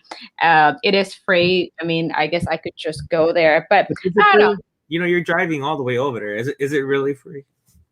I know, right? I live like 35 minutes away from a mall that has Box Lunch. So on a good day. So it's like, well, I don't know. I guess it's just a way to make me spend more money, because I'm sure I'll probably find something else that I'll also buy. Candyman was saying last time when I was at Lego Disneyland, we spent $600 on Legos. And I totally believe you, because I've been still eyeing the Disney Castle Lego set, especially because, word on the street is that it might get retired sooner than later. So I definitely make sure that I need to get it at some point, so I can see how you spend $600, because I think the castle is like $350, right, Christian and Michael? Yes, I think it's $350, $340, $349.99. 300 something. Candyman is saying, Paris, no, shopping heaven. Lisa is saying, hopefully you get to try Disneyland Churro Mel. They are the best. You know what? I feel like I did try one, because when we went, they had their Food and Wine Festival going on, because if I'm not mistaken, the Food and Wine Festival in DCA is like around February, and March, like towards the beginning of the year, and the one in Epcot is like towards the end of the year. So I am pretty sure, I think I tried one, and I want to say they were colored. They were like green and red. I think I tried them, and if I'm remembering correctly, they were really good. So yeah, definitely, Disney, buying merch and eating food, that's what I do when I go there. I haven't had churro, but okay. Huh? I said I haven't had churros, but okay. You need to. I haven't had one when I was a kid, since I was like living in Miami, but like years ago when I worked at a churro factory before. Not factory. Really? Churro Mania. It worked in they had one in the malls, but they had one in Hyatt, where I used to live. It was in a Walmart. I worked there for one day and I quit. There you go. Mic drop. Yes. I didn't get paid for it either, so Huh? I didn't get paid for it either, so I kept the hat. It's like a souvenir. It's funny. I actually had a churro yesterday. We ordered from this like really good Mexican place by our house, and they had a promotion. If you spend $25, you get free churros. Oh my God, they were so good. And they had like caramel or something on the inside. Oh my God, so yummy. Yeah. It's funny that we're talking about churros. Something else I want to talk about, these pins. So Shop Disney is going to release 2 pins that are going to be, 3 pins that are going to be the completer, because the whole railway set is going to be 7 pins, and the D23 one is just like a little extra. So we had 4 through Box Lunch, and we're going to get 3 through Shop Disney. The ones from Shop Disney are going to be Minnie, Donald, and Pete, and those come out on the 5th of April. So they're coming out in like 2 weeks? Yeah, a week and a half. So definitely be on the lookout for that. Talking about Shop Disney, I know you guys like mystery pins, don't you? Yes. Yeah, Michael doesn't want to get them, but we have fun opening them. They're so cute. I agree, because like you never really, I mean, you just know what you could get, but you don't know what you're actually gonna get. So that's kind of part of the fun. So on Monday we actually had these pins, which to my surprise, they sold out so quick, and people were pretty upset that they went so fast. So these are the Disney Parks Mystery Pins set by Jared Mariama. And these were $14.99, 2 pins per box, which is not horrible. It's about what, like $7.50 a pin or so. It's not bad. I think they're really cute. Out of all these, I really like the Doom Buggy. I also really like the Orange Bird, Mr. Toad, and Figment. I think that the oh my goodness, Jungle Cruise pin is cute. But if I had to pick 4, if I could only pick 4, I would do Haunted Mansion, Orange Bird, Figment, and Mr. Toad. What do you guys think about this? What's Figment? I'm kidding. Oh gosh. I know, who is Figment? Michael, you gotta go back to last week's stream because I have to rewatch it. Yeah. My favorite out of that would have to be the Haunted Mansion and the Orange Bird. I think they're adorable. I mean, they're all adorable, but those are like my favorites. The Mickey. Oh, Michael. What? Wait, is that Mickey or Goofy? Where? Oh, the Jungle Cruise. Oh, you know what? I thought he was Mickey, but it could be Goofy. It looks like Goofy. It's Goofy. It has the big nose. Yeah. But wait, no. It is Goofy. You see, it just looks tiny on my head. It looks like Mickey though at the same time. I'm so confused. Confusion. Yeah, these are really cute though. So can you say Disney Buttercorn, turkey leg, and churros are the best? You know what? I've never had a turkey leg. And you're not missing out on the thing. So Michael's good. love with it. I find it overpowering. It's just right. The smell of it, the smoky smell of it just kind of doesn't appeal to me. Like I do like barbecue, but I don't like it to be extra smoky because I feel like ribs. Ribs are good. Yeah, like huh? Michael's like, we're talking food now. I know this is what we do when we talk Disney. We talk merch and food. I mean, that's what it's all about. I don't like corn, but corn is good. It's Goofy, by the way. It is Goofy. Okay. Yeah, he zoomed in on it. You see his teeth, his little 2 teeth that he has. Yeah, Travis saying, when you said sold out fast, I thought you were going to say the Amazon Black Panther said that LE 4,000 sold out so fast, 14,000 sold out so fast. I wasn't shocked. You know what? I did see this. I know that Disney Pins blog posted about this. I didn't share it on my Instagram because I kind of forgot. But I mean, I can't believe an LE 14,000 sold out so quick. That's insane. It's just because it's Black Panther. I think it's mostly because it's Black Panther. The Black Panther merch is not. I mean, they're still out there. I'm not saying they're not making it anymore, but because of the lead actor in the movie has passed away, and as well, the future has been announced that they're not going to really focus more on Black Panther for a while because they want to go more in depth of, you know, the Wakanda, the village, and everything like that. They don't want to really go on more on the character itself. Mm-hmm. So I feel like people know that there's not going to be a lot of merch compared to other ones because there other movies are going to continue on. Captain Marvel's going to continue on. Spider-Man's going to continue on. But Black Panther's going to be not a halt, but very slow down. So I think everybody wanted to get those princesses, and they look really cool. It's hard to pins right there. I mean, it's a really nice set. $24.99. I mean, it's a great deal. I mean, you have 5 pins in there. Yeah. And then I think they glow in the dark according to the packaging. Mm-hmm. I mean, it's not bad at all. You're talking about like what? 25 divided by 5. How much is that? $5. There you go. $5 a pin. That is not bad at all. And I mean, only 14,000, which is insane. Might as well just make a limited release. But it's a great deal, and I can see how like they sold out really quick. So Lisa's saying, do you tend to collect only the pins that resonate with you or bring you joy? Do you guys want to start answer that question first, Christian and Michael? I would say that it's both. Most of the time we get things that resonate more, especially that goes with the collection and what we really are enjoying. But there are certain things I feel like we get just to get it because I feel that we need it, such as like, you know, a lot of the Loungefly Disney pins that, or even Harry Potter, they're coming out, which the ones on Loungefly's Tuesday drops. We started out getting some of them, but we did not to say that we are in love with the line or the fandom. We just like the way it looked, so we got it. But more we get into it, I feel like we get more what brings us a lot more joy, what brings us more into our collection. But again, as well, that even it brings us joy because we have a part of our collection. We get it most of the time as well because it just goes with the collection. So Stitch pins, I would say that just because it's Stitch, would be more lean to get it than because I'm in love with the actual pin. So, but it just depends. I would just say it just depends on how it goes. But I know you very well. Like you need to only collect the ones you really are in love with, and it goes with your line. I try to do that as much as I can. Like I don't collect Mickey or Fat Five pins. But there I am buying all these Runaway Railway pins. But because we support you. because like I mean I feel like the pins that typically bring me joy, it's because they do resonate with me in some sort of way. Like I think the Runaway Railway, I like to collect some pins from different attractions. And I think that there was so much like buzz around this ride because it was supposed to open, I think the year before. And then it got delayed, the opening, and people were just, there was so much hype around this ride. How is it going to be? It replaced the Great Movie Ride. Like, oh my goodness. So I think it's kind of cool to collect those because I think the ride is cute. So because it is a ride that I do like. I wanted to collect those, but I mean, I mainly collect Beauty and the Beast pins, Castle pins, Jessica and Roger Rabbit, and I started to collect Harry Potter pins. But I think it's kind of both. They bring me joy because they resonate with me in some sort of way.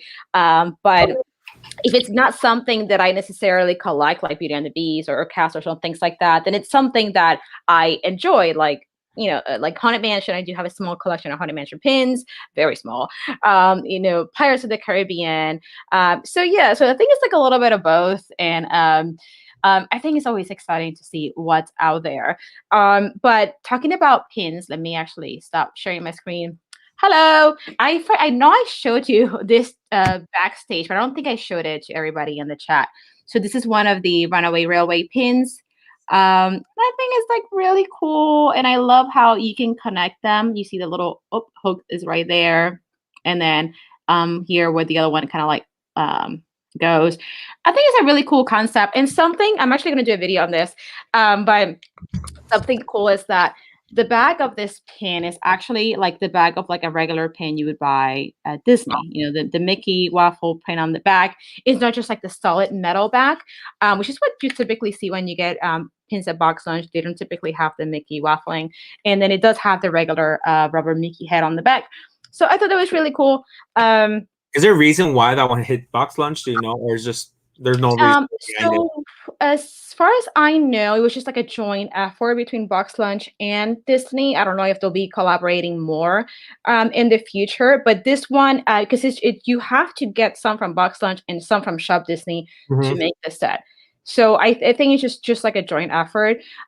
4 from Box Lunch, 3 from Shop Disney, and then the free one that you get as a D23 member, which you can only get through Box Lunch. So I can only imagine that they'll be collaborating more during the year.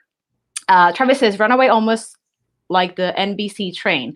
Okay, so I don't remember seeing a Nightmare Before Christmas train, but maybe. I just don't collect Nightmare Before Christmas, even though I have some Nightmare Before Christmas pins.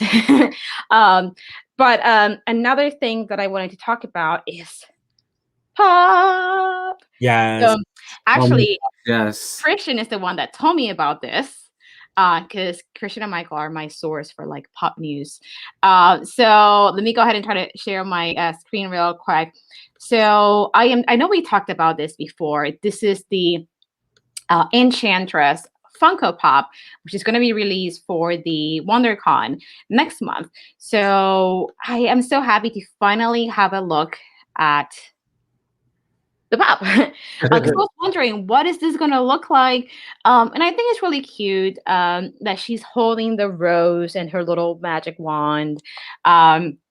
So with this one, I know that they're going to have the one with the actual WonderCon limited edition Funko sticker. Those are the ones that you can get, correct me if I'm wrong, through the Funko website. I know that they are going to be sending emails. I want to say it's the first week in April for the lottery, similar to what they did with the Emerald City Comic Con releases. And then on the 23rd, so on the 22nd, they'll be going up for sale for people that won the lottery. And on the 23rd, they're going to go to the share retailers. And if I'm not mistaken, this one is going to be through Hot Topic.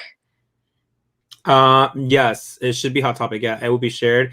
So this one's really cool. I do like it. I am not. Oh, thank you.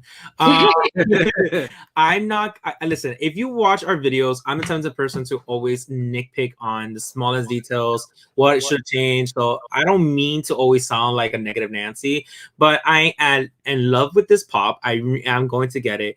But I feel like there's a huge missed opportunity of what they could have done. So I have a picture here that I want to show you on a recent pop that came out last year. Okay. So when you make you full screen. Hold on. when you see the Enchantress, when you honestly think of the Enchantress, you really don't see her. You see her in the mirror, the stained glass in the window, and that Funko Pop is based on where I believe that the prince is bowing down to her for forgiveness, and she's revealing like she's not this older lady that was needing help. She's actually was testing him, and she's this magical being, and that's when she opens up, and then she shows her true colors. So I think of that moment as the stained glass. I felt like, and we talked about it, it should have been some type of way that it would translate to that. So there's this pop that came out last year. It's from a game called Borderland. And it's a unicorn. I don't know the backstory of it, but this is what I would kind of imagined it. Like a unicorn? No. Do you see how it's like all glass? Oh, I see what you mean. Okay. Okay, just to kind of give that stained glass feel to it. That's how we can only see her, basically, or mostly her. Because that pop, we have it, and it's see-through. It's beautiful. It's beautiful. It's see-through, and it has iridescent reflections on it. So when you turn into certain lights, it changes like to bluish pink. So it looks like glass. Looks like crystal. So because of this pop is from the stained glass, it would have been awesome to have that same kind of material with her colors, of course, and it would have been like kind of see-through. It would have looked like glass. It would have given her more of a backstory of why she being a pop. I know that a lot of people who love Beauty and the Beast may not remember who she is. They're not as fans as you would be and know more about the backstory, but having that, I think that would have added a little bit more of an extra touch to it. I think that would be really cool. It would also make her look more like the Enchantress to have those also like Travis says, like the dimensions. But I can see also how they're if you can see in the pop, she's like breaking out of like this like hag like outfit. Like she at the bottom, it looks like she's just breaking out of that oh, what did I hit? She's like breaking out of the old hag outfit that she had, and like she's coming out of like her thing, her cocoon. Yeah, look at the picture. Let me make you full screen. That's where it's from. Okay. Yeah, because she's also like coming out of her little like dress there. So yeah, I mean, I would have liked it like that. Yeah, I feel like another convention. Huh? Michael said they probably do it for another convention. You never know. Let me get this. Maybe. I mean, it is the 30th anniversary of Beauty and the Beast this year, and we haven't really had a whole lot of merchandise. I know I was talking to Ryan from Disney Pins Book about this, and I'm like, hey, are we gonna get like a bunch of like pins? You need to give me a heads up because I got to prepare for this. And he's like, I haven't heard anything. He did say that he thinks that a lot of the other licensed retailers are going to be releasing most of the merchandise. So I can see how this is just a second pop, Beauty and the Beast pop to be released in less in like a month, 2 months. First we had Belle with the green dress, and now the Enchantress. So I wonder if Funko is going to kind of lead the way with just like a bunch of pops because it's the 30th anniversary. That's what we're talking about as well. We don't know because the two pops that really previously came out already has been convention pops. So we're kind of like thinking that maybe they will stick to more conventions this year instead of doing a whole line or even more commons, because that's kind of what they do. But if you see the previous years, they have come out with a Snow White line and a Cinderella line. Even if they already had pops a long time ago, they're coming out with like a revamped version of them. So could it be possible on this year, because it's the 30th anniversary, could it be possible later on, maybe probably the summer, that they'll come out with a line of commons? But there's no word on it. It didn't even drop for the Toy Fair, which was a big announcement of all the pops that were to come in the next 6 months. So Yeah, that is pretty interesting. And like I was kind of looking at some of the pops that are going to be released for WonderCon. And luckily, I mean, there's only one that I want to get, which is the Enchantress. I think that Donald Duck as one of the Musketeers it's kind of cool. But luckily, I just won the one. I know that for Emerald City Comic Con, I also wanted it to buy, but I ended up not getting it. And I was so stressed out about Belle. But at least it kind of tells you who the share retailers are going to be. I mean, besides the Enchantress, are there any of these pops or even some of the soda cans that you want to get? so we Michael laughing. So for pops, of course we want the Enchantress, and we're gonna get Donald Duck. Because the reason why we're getting mostly Donald Duck is not only because we like Disney and we're trying to collect at least more of the iconic ones, if they're not part of our fandom, because our fandom of Disney is mostly Stitch. But we're still gonna collect it because that is from the Musketeers, I think they're called, or it's Musketeers, but I think their version was Musketeers. Was it American incorrect? I know that the Musketeers were part of like a show that Disney had before. So maybe it's still considered Three Musketeers, but Disney version. But that's one out of three. So that can only tell me that later on in the line, they're going to come out with Mickey and Goofy, possibly in the next two conventions. We're still missing San Diego, and then we're also missing New York Comic Con. So it could possibly they're all coming out in different conventions. Hopefully. So I would get those two. Now, in the Funko web down below, you see that you have Yzma and Kronk from Emperor's New Groove. That's one of Michael's favorites. So we're going to have to take that. And then it's funny how you mentioned the Funko Soda. So we're not Funko Soda collectors, or at least not before. We are. Now we're getting into it. It's a different kind of way of collecting different kinds of figures. So out of the line that you're seeing, the one that we really, really want is going to be Black Widow and Miguel. And if nobody knows, with the Funko Sodas, they are always going to have a chase involved, which is 1 out of 6 normally. And the cool thing about this is that it even lists how limited they are on the cans. That's so cool. Yeah, so that's what I'm saying. It gets more in detail because Funko Pops, you don't know how much are being made. You don't know, unless it's very limited edition, it will state it on the sticker. But normally, like comments or anything like that, they won't. But every single Funko Soda has a limit of how many are made. Yeah. So once they are made, they're sold and they're distributed to different retailers, and they're not going to be made again. So it'll be limited to 10,000, 7,000, 3,000. Like the Rocketeer in the bottom left, that is only limited to 3,000. Oh, that's interesting. Yeah, and they always have a chase involved. So it's not only the fact of collecting these minis, but it's also a mystery of which one you will get. Yeah. No, I don't have any of the soda cans, and I hadn't really looked at it too much, but I just noticed they have Miguel. I hadn't noticed that because I don't have any other sodas. So, but you know what's funny too?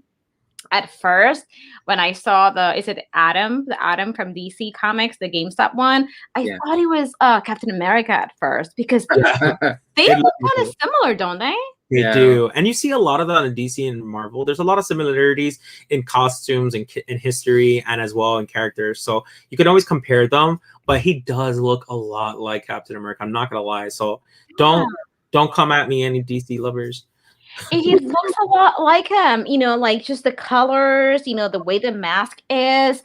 I mean, I really thought he was Captain America in some sort of weird getup, but then I was like, oh, it's not even Marvel, it's DC. But I also have here some of the UK releases. So for our friends in the UK, I'm glad to see that you guys are also getting the Enchantress, which, I'm assuming will be pretty popular.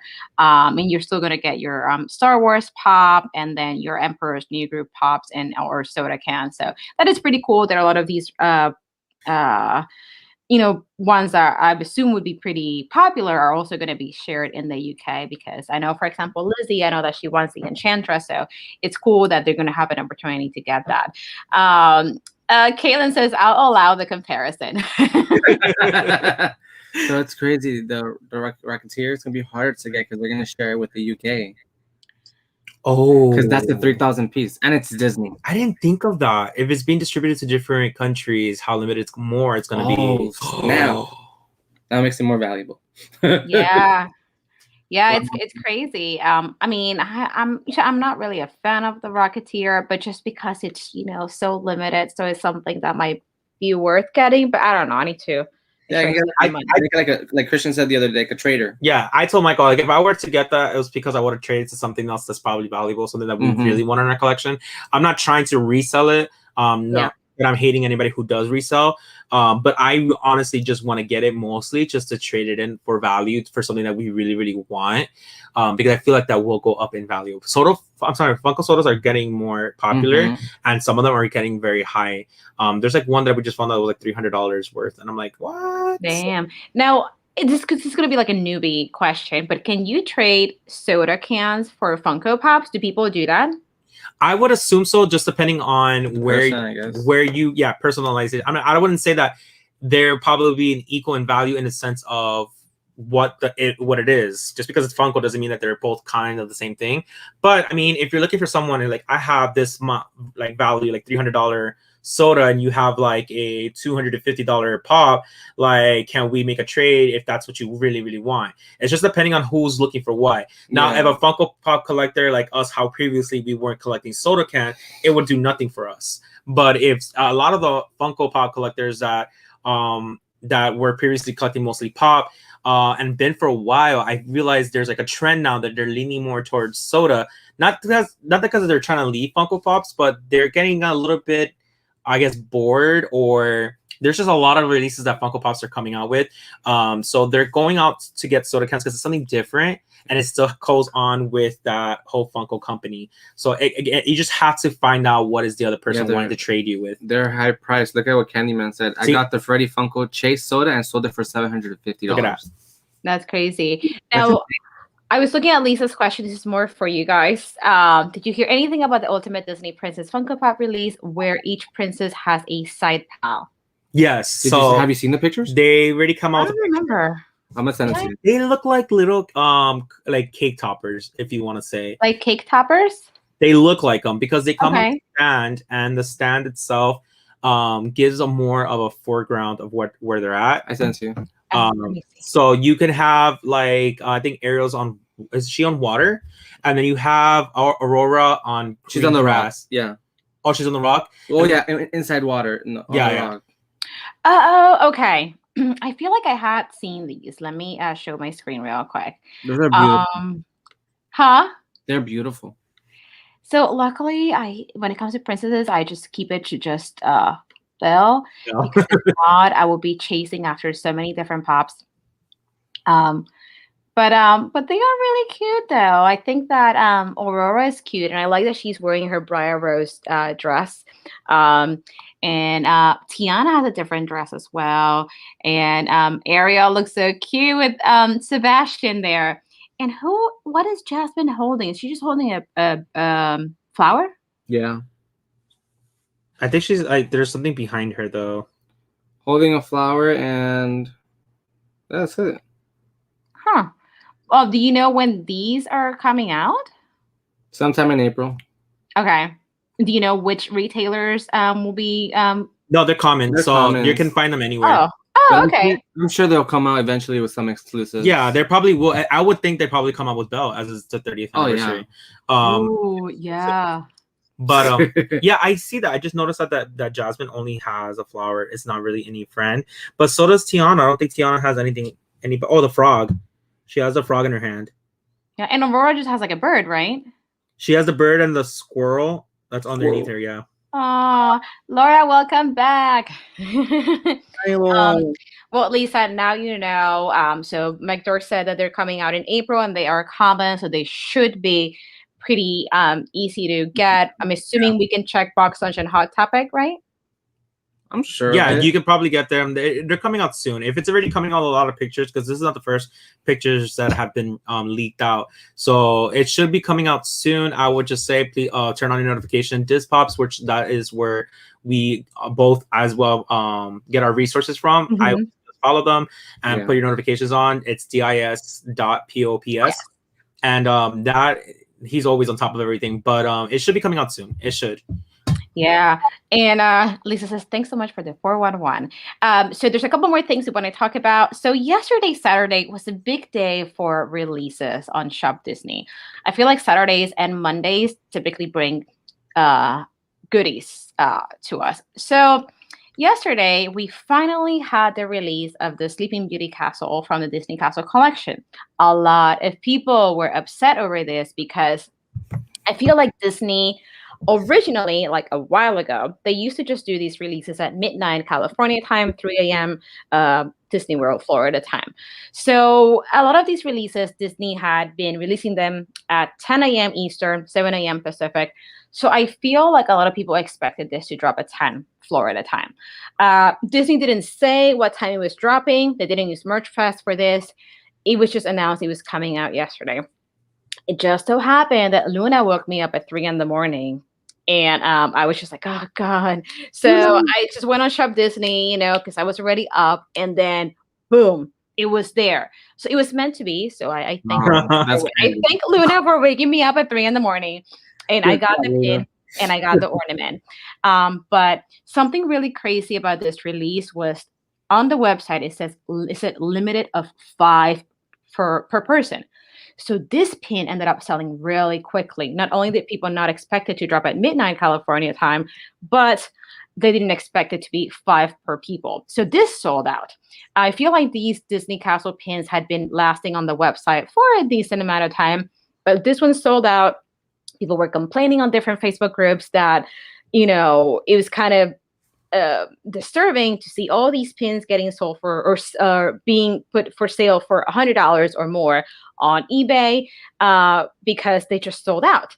So it's crazy. Some people were saying that they actually reached the local Disney stores. So a lot of the stores actually do have this pin. I don't know if it's going to be available at the parks as well, but I know that online it's sold out.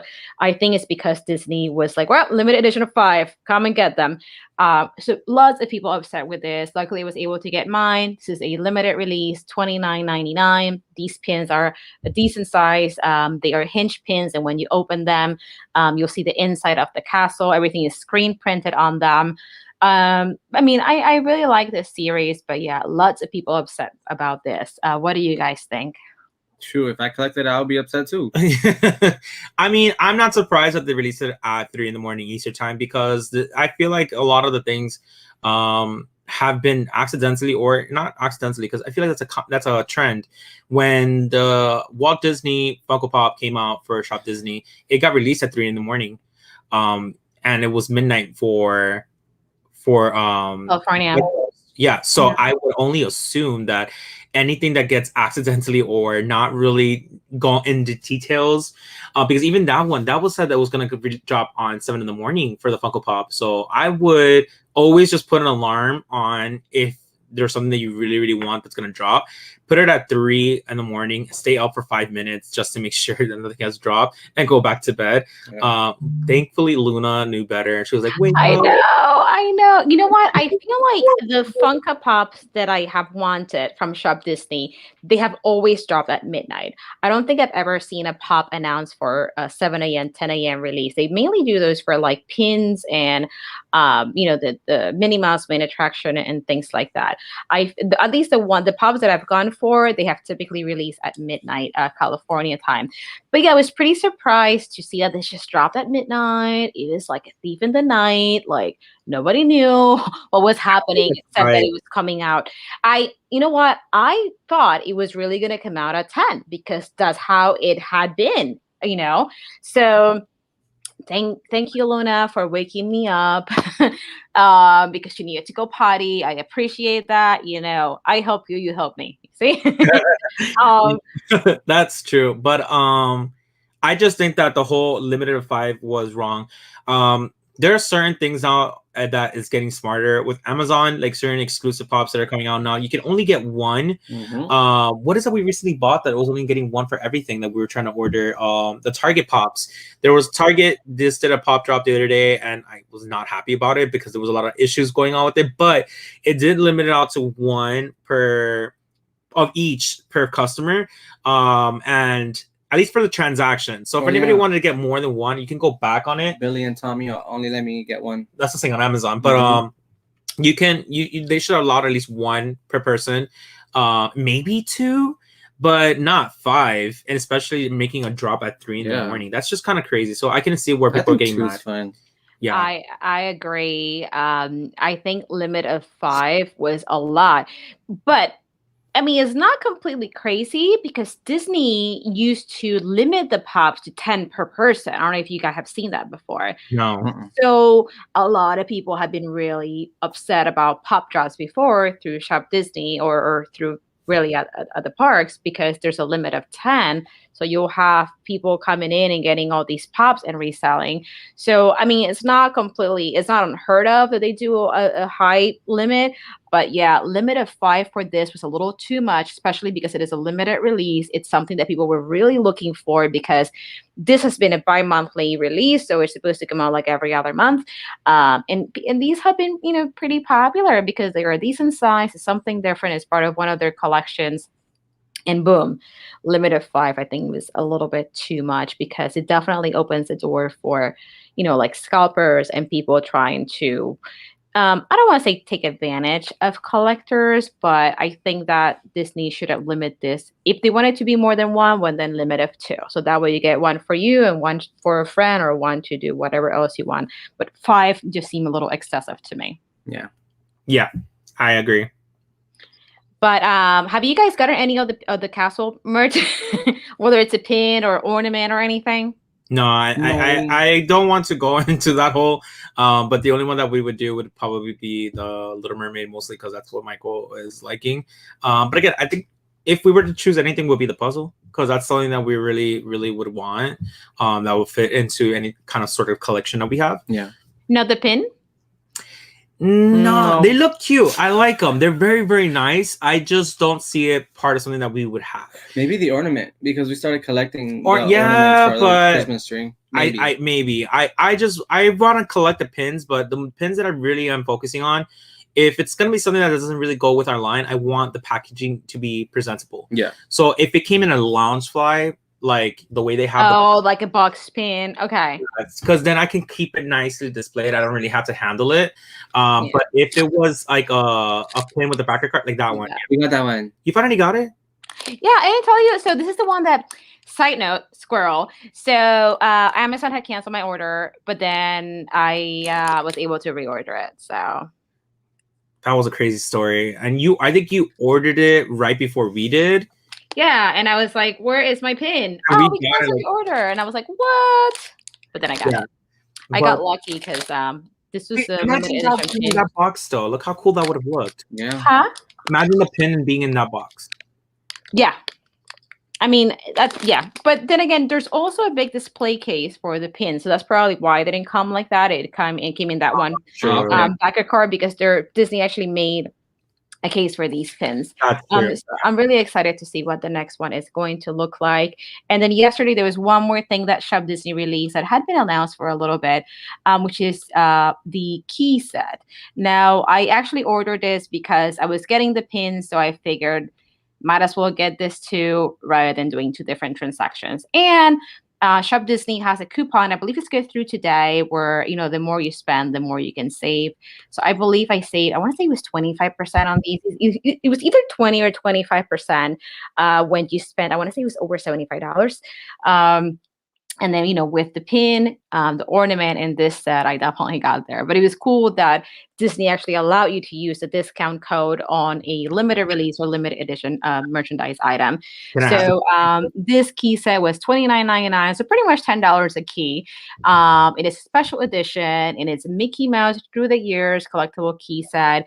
And I think they're super cute. You see, at the very one says the one and only, but the middle one says True Original, and the last one says Mickey Mouse. I think these are really cute. Most likely, once I get this, I'll just display it in the box.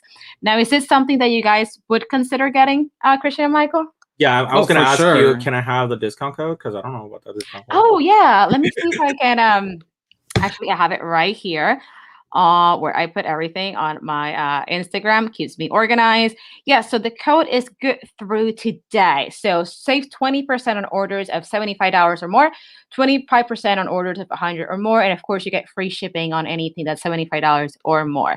So it's if you guys are gonna get anything, then today's the day to do it, because you know you do get free shipping if it's over $75, plus you get 20% off. So good deal right there. So that is what I use for the pins and for the keys. But yeah, I think this is like a really nice key set. I had mentioned before that I was kind of being more picky with the keys that I got. I didn't get the Winnie the Pooh key or anything like that. But this one, because, you know, it is Mickey through the years, it kind of felt like one that I had to get. It's adorable. I really do like it. And we already got like some of the Mickey one. We got the Fantasia one, and I feel like there's one more that we got of Mickey. Maybe I'm wrong, but I just absolutely love the key sets when it comes more of this kind of simple, but at the same time it's not. Like, it's not overly done with these keys. These set right here, like they have different kind of color patterns, but the simplicity of having little Mickey ears all over the initial D, and then have that little small detail in the middle. Like, I like that. Yeah, and even the color scheme, you know, like it's really Mickey, and just I think it goes really well. Like you said, the simplicity of it, the colors, the Mickey heads all over the key. I think they're really cute, and the fact that they're a key set like that, it's not terribly priced. I mean, it's pretty much $10 a key. So. And it comes in a nice case, so if you don't really have a place to display your keys, you can just display them like that on the box, which is probably what I'm going to do. And then Kenny want to say, I've used up all the Funko allowance for this month. Don't worry, the keys aren't selling out that quickly anymore. I realize it probably be available next month. So just keep you up, you know, up to date with it. Keep refreshing whenever you're ready. Yep. It'll be there. I agree. That happened with the 4 key set, the one that had all the different studios like Marvel, Pixar, all that good stuff. I believe that set was like $40, and it first sold out, and then it came back. And when it came back, it was on sale. It was like discounted. I was like, oh, holy moly! Wish I would have waited. But with this one, I really wanted it, so I figure I get it now. I did get a bit of a discount with the code, so not too bad. At least I feel like I didn't actually pay full price. So. You know, just a side note as well. We just realized now that the Stitch pin for the March is still available for pre-order. Yeah. Oh wow! Well, that's a good thing. That is a good thing. And then, side note, we were talking about that Donald Duck pop for the WonderCon. So I was trying to look up where did this come from. So it's actually a movie with hold on. Here we go. Oh, no, it's super tiny. That's as big as I found it on here. But it's the movies Mickey, Donald, and Goofy, the 3 Musketeers. So, I mean, being that this one was one of 3, like Christian said, we can expect, I guess, Goofy and Mickey to come out later on. You think that'll be for like other cons? I would think so. I don't understand why it didn't come out for Emerald City Comic Con, because if you think about the Comic Cons that come out in the year, there's 3 big ones, and that would be Emerald City, San Diego, and then New York. Mm-hmm. So I would have assumed that they would probably do one for each. WonderCon is not a big convention, as you can see. It's like a small little thing. Mm-hmm. So, Kaden says, I've seen that movie. We if you guys don't know, her little hashtag that she has is hashtag never seen it. So when she says she's seen it, it's a good thing. So I feel like they should have done that if they are going to come up with more. But it could be possible that these are going to be exclusives. It wouldn't be the first time that there's like a set of something, they have released one of them to be come out on a convention, and the rest of them are exclusives to like Hot Topic or Box Lunch. Yeah, absolutely. Now, something that I wanted to talk about too is the pins that were released this past week. That these are for the week of. Let me go ahead and move this. March 21st through the 27th. These are Disneyland pins. First, we have their version of the Happy Easter pin. This one came out on Tuesday. It's super cute. I love the color scheme. The one for Disney World actually came out the week before, so I'm actually going to show that one too. So this is Disneyland right here. I love the pink bow. I love pink. I think it's so pretty. But then we also had let me go ahead and share what the one for Disney World looked like. So this is Disneyland. Oops, it went away. The one for Disney World is this one. Let me go ahead and show you that one. Does the bucket move like the inside of it? Oh, I'm not sure. But as you can see, the pins are pretty similar. So this one has more of yellow tones on it. This is the Disney World version of the Happy Easter pin. It is also a limited edition of 1999. It came out the week before, March 16th. Super duper cute, more of yellow tones on it. But then Disney Land just got their version of it. So let me go ahead and go back to the other screen. I don't know why I hit stop instead of switch. But so if you know what I mean about like the Mickey and Minnie from Loungefly, they had like the little confetti inside of that was moving around. That's what I see what you mean. Like you were to shake it.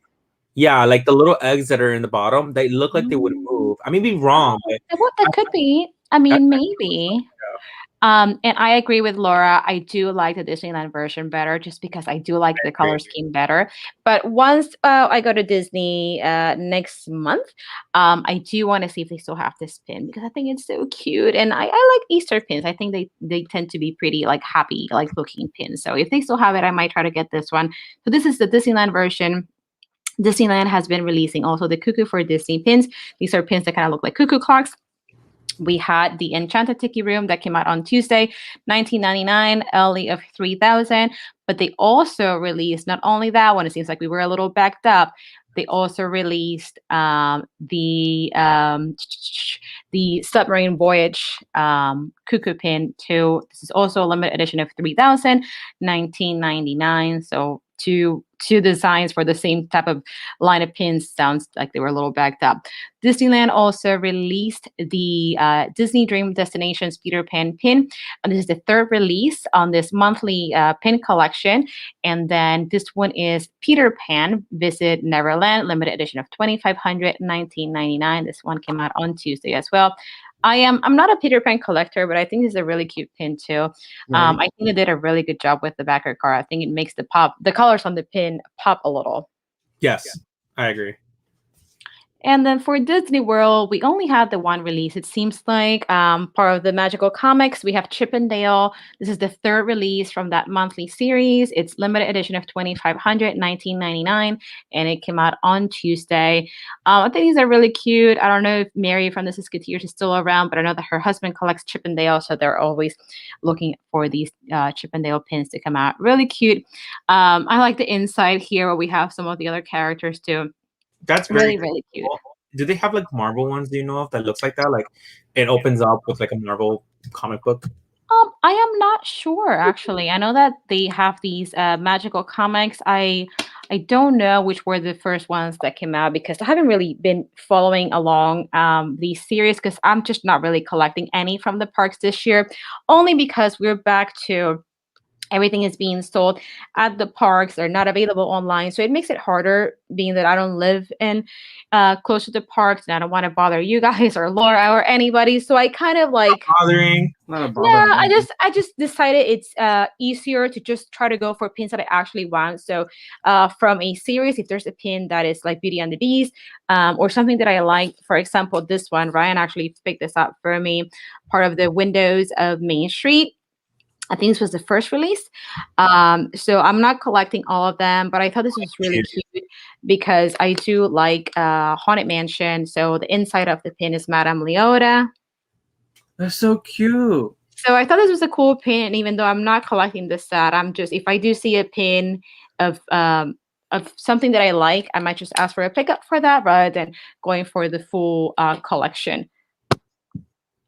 It's cute. I like it. Mm-hmm. Yeah. Travis says, I like that pin, Chip and Dale Rescue Rangers. Yes. So a lot of cute pins. I think out of all these pins, the one that I'm really interested in is the Easter pin. So it's still there in 2 weeks. I'll get it. If not, it was not meant to be. It's nothing really that I collect. It's just that I thought it was really cute. Yeah, I do like that one better. It was cuter. Yeah. Yeah. I love that pin. Thank you. So like there's another one. I think I showed this one last time. The one that Laura said is Bugs Bunny. Um, so this is part of their it's like Oh, action figures one. I believe this is gonna be a quarterly release. It's a bit of a more expensive pin. It's $30, $29.99. I'm not gonna collect the set, but because I do like Roger Rabbit and Jessica, I had this one picked up for me. So again, it just really depends on what's coming out, what characters I collect, and I may order one here and there. But with that said, it's pretty much been 2 hours, and yeah. this flew by. I don't know about you guys, but I feel like the What? time flew by. I told her, she was like, "We're gonna have there's not that much releases, so we have like an easygoing 1 hour live." And I'm like, Lize. "Sure, 1 hour. I think I guess I'm gonna have to stop talking." No, you know what? Like, it's funny because as all of you guys know in our little Sunday family, like the stream, the default time is an hour, so we typically do an hour. But sometimes if we're on a roll, then Yeah, so you know, I always have an issue of talking a lot. So I talk a lot too. Don't worry. I feel like when we're together, it's just like, yeah, that 1 hour doesn't exist. It's like at least an hour, like at least an hour. Yeah. I mean, So, that's a good range. Try to do it for an hour, and I always saw it on our lives. We like to do an hour because not only the consideration of whoever's on, but as well the chat, because there's always people going live and there's things to do, and I don't want to hold up anybody. But it's hard. I know. So talking about next week, I kind of like, I have kind of like McDorks as like my co-host. So we were talking about next week, right? So would you guys want to do like a themed live stream next week too, kind Yeah. of like we did today and last week? Easter. Okay. Or what you mean theme? Oh, I mean like, we're gonna dress up like Easter stuff, like. Well, I mean, I do have a pair of ears that have like bunny All the ears. rabbits. We could talk about all the rabbits.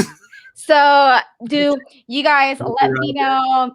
Thanks so much, Travis. And thanks, Laura. I love you too. Lisa says, I don't mind. Glad I found you guys. Love these geek sessions. Look forward to Harry Potter. Like, yes. I definitely want to work on that. So I don't know if we might do that on like another Sunday, just do like a special version. Or instead of doing Disney Collectibles Sunday on a Sunday, then do like Harry Potter talk on a Sunday. We'll work on that. Believe me, because I've been meaning to do that. I really, really want to talk about Harry Potter. Speaking of Harry Potter, Tuesday is the pin. Yes. Yes. Pieces. Yes. So Tuesday, the Loungefly release mini jumbo box pin like this. We're gonna have the Hogwarts Castle. So if you are a Harry Potter fan, $25 for a box pin, a limited edition of 800. Definitely make sure you check it out. It drops at 9 a.m. California time, 12 p.m. Pacific through Loungefly's website. Make sure you don't miss out. Zach, it was nice kicking out with you. See you later. I'll check out my... Yes, thanks so much, Zach. Thanks so much. I really appreciate it. And thanks so much for coming, Candyman. So before we leave, so what do we want to talk about next week? So are we going to do just like an Easter stream? We could do Easter look if you want, but I don't know what would you want to talk about? We can talk about all the princess or like sidekicks or sidekicks. We could talk about whatever. I know that it's funny because these two like theme streams came from like just having conversations with everybody in the chat too. I think Laura might have hinted at what to talk about both. But if you guys wanted to do, if you have any ideas for next week, what was one of them that we talked about? We were talking about all the princesses, and we said something about we didn't know. We might talk about it next time. Yeah, sidekicks. That's what it says. Sidekicks. Well, we talked about Mulan, looking more into Mulan, and we talked about looking more into. I forget right now. What was it, the parents or something like that? Or I don't remember. Like who has parents? Crazy. Y'all said sidekicks. Somebody talked about sidekicks. It is true. I do remember the sidekicks. But sidekicks, I feel like there's a lot of them. Zach says would love to hear about neglected princesses like Kita and Giselle. So ooh. I have not watched Atlantis, so I don't know. And it's been forever since I saw oh my goodness. Oh my gosh, what's the name of the movie where Giselle is from? Ever After? I don't know what Giselle is, but I know who Kita is. Oh my gosh. This is what we should do next week Sunday. We need to review all these forgotten princesses and characters that we may have forgotten. Princesses. Yes. So Kaylin says it was sidekicks.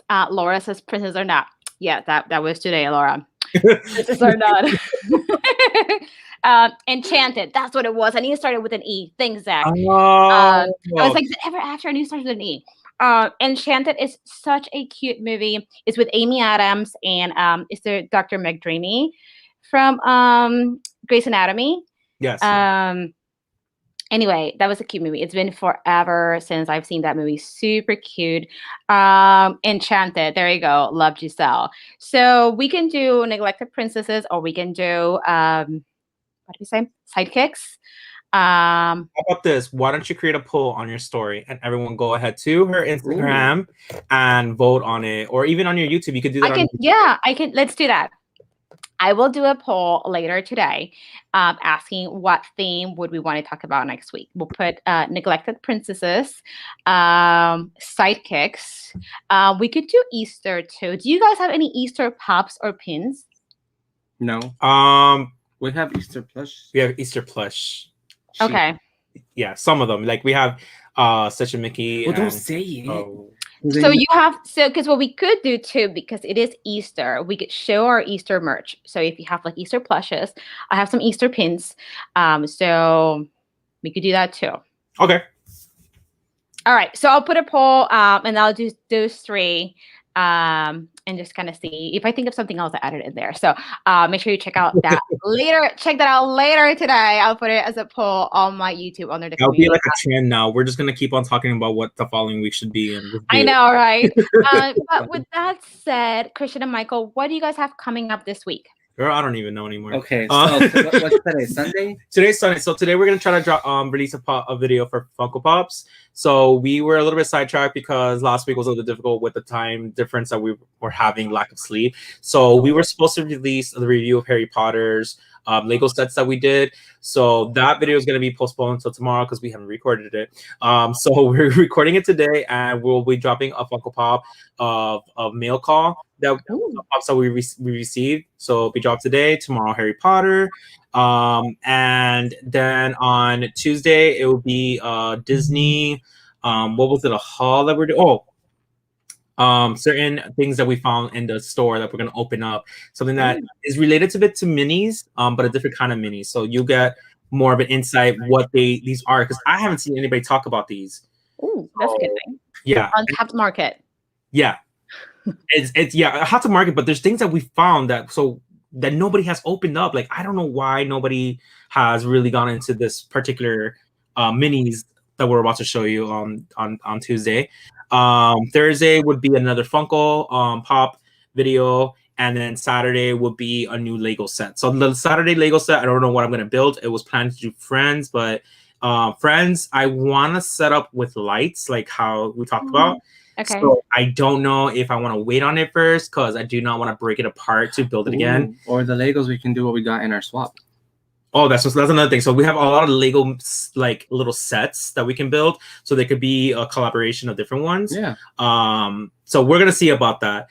Other than that, without the videos, we have lives. Yes. We got 2 on Monday. So we have a live on tomorrow at 7 p.m. Eastern on Homespun Geek, and Kaylin will be part of that. We normally talk about random stuff, but tomorrow will be on that channel. They always talk about every week. There's always something different. So tomorrow, the main topic would be was it Shrek? Yeah, it's Shrek. And then 9 p.m. Eastern will be going on our main live, which we have every other week on our channel. Tomorrow would be on Geeky Mama Bear's channel, and we will be having a special guest coming. Mel will be there, so we'll have more Mel tomorrow, and we'll be talking about some of her fandom, a little bit about pins, and we're just gonna have fun on our lives. Basically, with Geeky Mama Bear, we tend to like kind of quiz people on their fandom, not to like say that they're not fans, but we like to honor that we're not always fans of everything, even if we are. Like we don't know every information about things. So I might love Stitch, but I might not know everything about Stitch. Yeah, we're not gonna know anything about tomorrow. Yeah, so and then last but not least, we will do another random live, which we do normally. So always put our bell notification, because like last night we went live for like an hour just randomly opening up minis. So we do a lot of that. Yeah. That sorry, it was a lot. Busy. To answer Lisa's question, yes, we saw a Diagon Alley set. I really want that. It's We more haven't gotten it. expensive than the castle. I think the Disney castle. I think that one is $400. So Yes. it's on my wish list. So It's on my wish list. Bills come first, though. Yes. oh yeah, that's why I said it's on the wish list. So at Yeah. some point, maybe if I win the lottery, guys, I'll get you guys one too. Thank you. Thank you. Appreciate it. We'll give you the I list. can hook you up. We get you Diagon Alley and the Cinderella castle. I'll send you And the a Harry wish Potter list. castle, please. There you go. I hope it'd be like a Lego spray. We need Hogwarts part of it, yes. And then we'll go nuts and get the like kits for them too. Oh yes, please. There you go. Alrighty. That'll be my present if I hit the lottery. Hook you up with some Lego sets. Yeah, I mean, you guys are always busy. Oh my gosh, it's a busy week. Just like Kaylin says, the boys are busy this week. As far as what I have coming on, so this yesterday I actually released a Harry Potter video. It's actually my unboxing of the shops from the Wizarding World. These are pins from the Harry Potter fan club. You can go through their website and get them. It was a 6-pin set, I believe. So I showed that yesterday. Then this week I have some Disney videos. I have some Disney pin videos going on. And then tomorrow, of course, I'm going to be live with Christian and Michael at 9 o'clock. We're going to do Geeky and the Dorks. It's going to be in Juliana, Geeky Mama Bear's channel tomorrow. And like they said, they do like to prep these quizzes to try to get the fake fan out of me. Yes. So it's funny because Juliana was like, what fandom would you like? And I was like, you know what? I love Disney, but I am horrible at Disney trivia. Like horrible. So there's a different fandom that I'm going to get quizzed on tomorrow. So if you guys know some of the things that I like, just a hint, it's not Disney, it's not Harry Potter. It's something else that I like. So that should be interesting tomorrow. See how much. Pinocchio. No. Yeah. It's not Pinocchio. No. No. He's like, Oh. Pinocchio, no. No. You guys know I don't like Pinocchio, so no Pinocchio. But it's another fandom that I do like. A lot of our friends like this. Can we say what it is, or is it going to be a secret for tomorrow? Oh, no, you can say it. Go ahead. All right. So they're going to quiz me on The Office trivia. I love The Office. Hopefully, I'll be good tomorrow, and they won't get all the hard questions and proves that I know nothing. I'm excited. I already made the game. Yes, because we're fake fans. Because we watched one season and that was it. Oh my gosh! So it's gonna be like I'm gonna be like Jon Snow, like nothing. I know nothing. So Jon Snow from Game of Thrones. Yes. Okay. But I know who that is. Okay. So that should be pretty fun. And then on Friday, I was supposed to be on Beast Poppins Live this past Friday, but it didn't quite work out. So I should be there on Friday at 8 o'clock. So I think that's pretty much it. And then back on Sunday with McDorks. We'll see what kind of theme Sunday we're going to have. And guys, thanks so much for joining us today. Everybody, the whole Sunday family, Jody and Laura, thanks so much. Caitlin, Lisa, Zach, thank you so much for joining us. Candyman, I know Ryan was here earlier. I think I already said Zach, Travis and Stacy, Nathan, Mickey's girls, everybody, Kenneth, thanks so much for joining us. Oh, what happened? I forgot one last thing. We're having next week Sunday. We will be having a live at 7:30. We're most likely gonna have a 7:30. I'm sorry, it's just like slipped my mind because we haven't made an announcement on it yet because we were trying to figure out who's gonna be participating on it. Which you're more likely to be. Sorry. You're welcome. I'm trying to find the words. You are more than welcome. That's the word. You're more than welcome to join us if you like. We'll be having I literally just started gathering everybody yesterday. Okay. A live next week Sunday at 7:30 p.m. Eastern. We'll be going live on our channel to do egg decorating. Oh, that's cute. So we've never decorated eggs, and because of Easter's next week Sunday, we wanted to go ahead. So whoever doesn't really have plans, you're more than welcome to go ahead and watch us because we're gonna go crazy. Because I do understand that it's Easter, so I don't expect a lot of people to come up, but it's just a hangout. We like to do that. We did that for New Year's. That's super fun though. Yeah. So come join us. It's called Extravaganza, but EGGS Extravaganza.